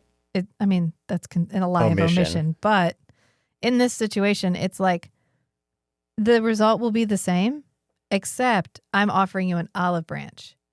I'm showing you that I am not a thoughtless killer. I am not the guy that killed the Black Star. I am more than that. Right. And this story will go back to Minbar. And people will be talking about, oh, wait, Star Killer? But acted diplomatically? Saved face for, like, this whole clan of Minbari and Minbari as a whole. This is a very Bard moment. This is a Bard moment for him where he read the room. And he was so like, his reputation grows. Yeah, he rolled a really good insight check. And he was like, I know how to resolve this. Yeah. And hopefully it will prevent this from happening again. Because if I disgrace Lanier and Lanier has to leave, we get a new aide who even knows what could happen. Right. And he's undermining the whole Star Killer narrative in the Minbari society. Right. And so if somebody else tries to say, we need to kill Star Killer because he's bad, the other Minbari around him would be like, bro, somebody tried that, and it turns out he's playing the long con on us, or he's actually like a nuanced individual capable of honor and compassion. Yeah, go figure. Almost as if people who are not Minbari are not just cardboard cutouts that don't look like us. Yeah. Weird. Who knew? I wonder if in Minbari science fiction stories, all other planets are like the desert planet and the water planet and the honor planet. And they're like, that must be what other planets are like. Yeah. They haven't moved past it, even though they've been spacefaring for fucking ever because they don't like anybody else. So they haven't spent the time it takes to learn about any other races. Mm-hmm. Kind of like that planet in Hitchhiker's Guide to the Galaxy where they figure out how to leave. And they've been completely covered by a cloud, so they didn't even know there were stars. And then they reverse engineer a spaceship that crashed on their planet. And then they leave and they see the stars and they realize that every single star could have a planet orbiting it that's just like theirs, that's full of life, that's just like them. And they're like, oh, this shit's all got to go. Yep. I think about that a lot. I need to reread Hitchhiker's Guide to the Galaxy. Yeah. It's been a while. But then we come back to Ivanova and Sheridan talking to each other. And Sheridan's like, Commander, how goes the Babylon 5 store? And she's like, I mean, kind of interesting. I was thinking, maybe this will all work out, actually. We could use the extra money for operating expenses. That's what Sheridan says. And then he goes, what is that? And so she hands him this bear. And he turns it around. And he's like, oh, Bad Babylon 5. Oh, he's so cute. And then he turns it around and he's like, JS? And she's like, yeah, John Sheridan. He goes, this is supposed to be me? And she's like, yeah. And he goes, I want it off my station. I want it off of all of my I want it all off. I want the whole store yanked out, boxed up, and shipped up by 800 tomorrow. Is that clear? And she's like, get right on it. And then he takes the bear and storms off. And then we see Kepler out on for patrol. the first time in for fucking ever. Yeah. We see Kepler, and it's like, Zeta 1, is there any trace of that unidentified object? And then a bear hits his screen and goes, the bear? The bear, and spirals off into space. And he's like, nope. Can you describe it? And he's like, negative. Babylon control? I don't think so. Not on a bet. I'm heading back to the bar. It's like, I'm not going to tell you what this is. And then we see the bear drifting off into space. And that's the end of the episode. What a mixed bag this episode was. I really liked it. If I had to sit down and rewatch an episode, it would probably be this one. It's fun. It's fun. A lot of different stuff happens, and also a hate crime. Like jokes and maybe a hate crime. Okay. Give and take. These episodes are all give and take. It was interesting how many different moving parts were going on in this episode. Yeah. And yet it didn't feel crowded. Yeah, it didn't feel jumbled. No. Even though we worked in merchandising? Do you think this was actual merchandise? Like, did they have a pop-up shop after this where they sold those? I kind of want to take screenshots from this episode and make this stuff. Yeah. Make the TV, like the logo t-shirt, because all they did were take Barbies and add customize the Barbies. Which would be kind of fun. I mean, that's what they did. If you watch The Toys That Made Us, that's what they did for when they were trying to figure out how to make the original Star Wars toys, because the people who were supposed to make the toys fell through. And so they hired this really small toy company to make them. And they literally just took like putty and put it on existing figures. Unlike the Jawa, the guy pulled off the top of his sock and cut the top of his sock off and put it around the Jawa as the Jawa's robe. And it worked. They got it. And they ended up making a ton of money because Star Wars ended up being bigger than anybody thought it was going to be. Right. Yep. So, I mean, you could replicate these dolls. That would be pretty funny. And you'd have to hand sew all the little clothes. Especially Alondo. Oh, that'd be really cool, actually. Oh, great. Now I'm thinking about it. Like, I don't have a million other things to do We live in a house where the windows are literally, you can stand out and by a window and know if it's windy outside. And we're like, oh man. Less so now. Yes. And then we're like, oh man, should we make a 90s lounge? Like, we don't have a million other things to do. I have 4 bags of electrical stuff. Yes. I have 2 bags of window sealing stuff. We need a lounge though. And we have. So We have someday space. I'm going to do some YouTube videos about the house we live in. You can find like a walk by on, I think it's Into the West, INN to the West. I have a YouTube channel with 1 video on it, and it just says coming soon, like I'm going to do something on it. And it shows you, I walk by all of our property because we have our house The that road we live in. frontage. And then we have a motel strip with like 8 units. That is a derelict motel strip. Like, you can't.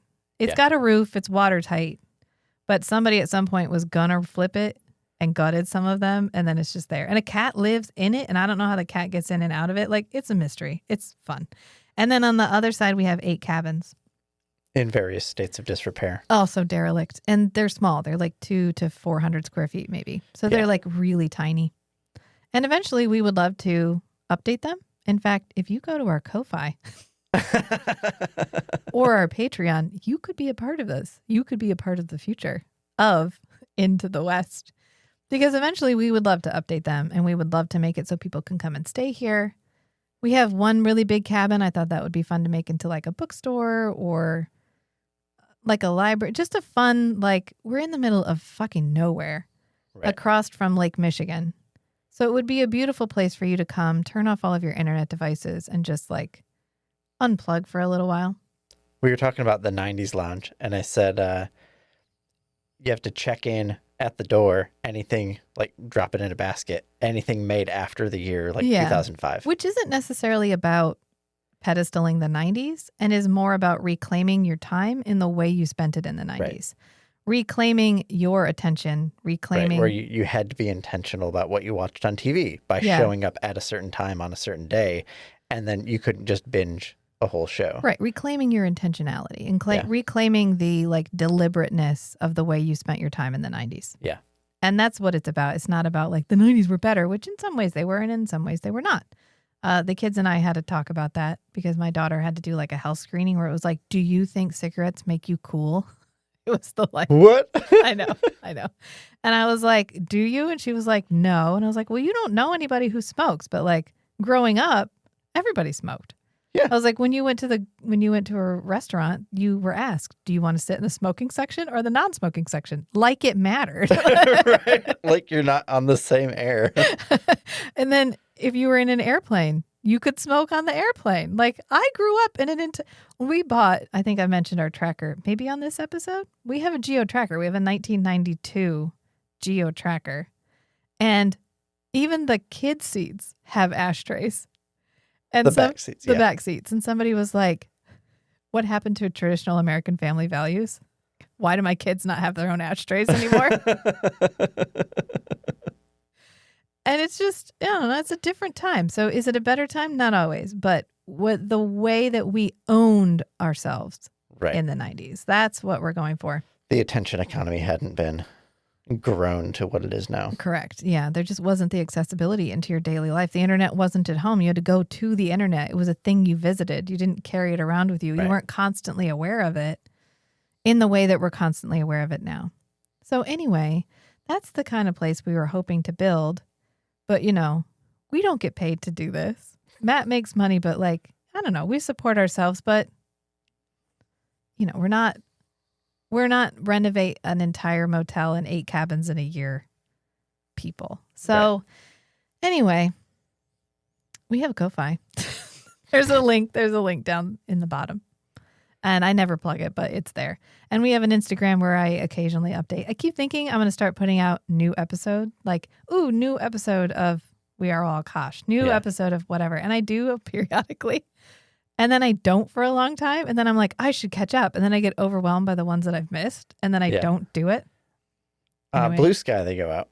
Oh, yes. Blue Sky, they out. That's nice because it automatically is just like, hey, I posted a new episode. Check it out. Yeah. So if you wanted to be kept up to date, well, I try to keep it regular. So if you're someone who's subscribed, it always comes out on roughly the same day. Yeah. Anyway, that's an ad for our lifestyle, I guess. And I'll just leave it there. So we live for the one. We would die for the one. Until next time, friends. Bye. Bye.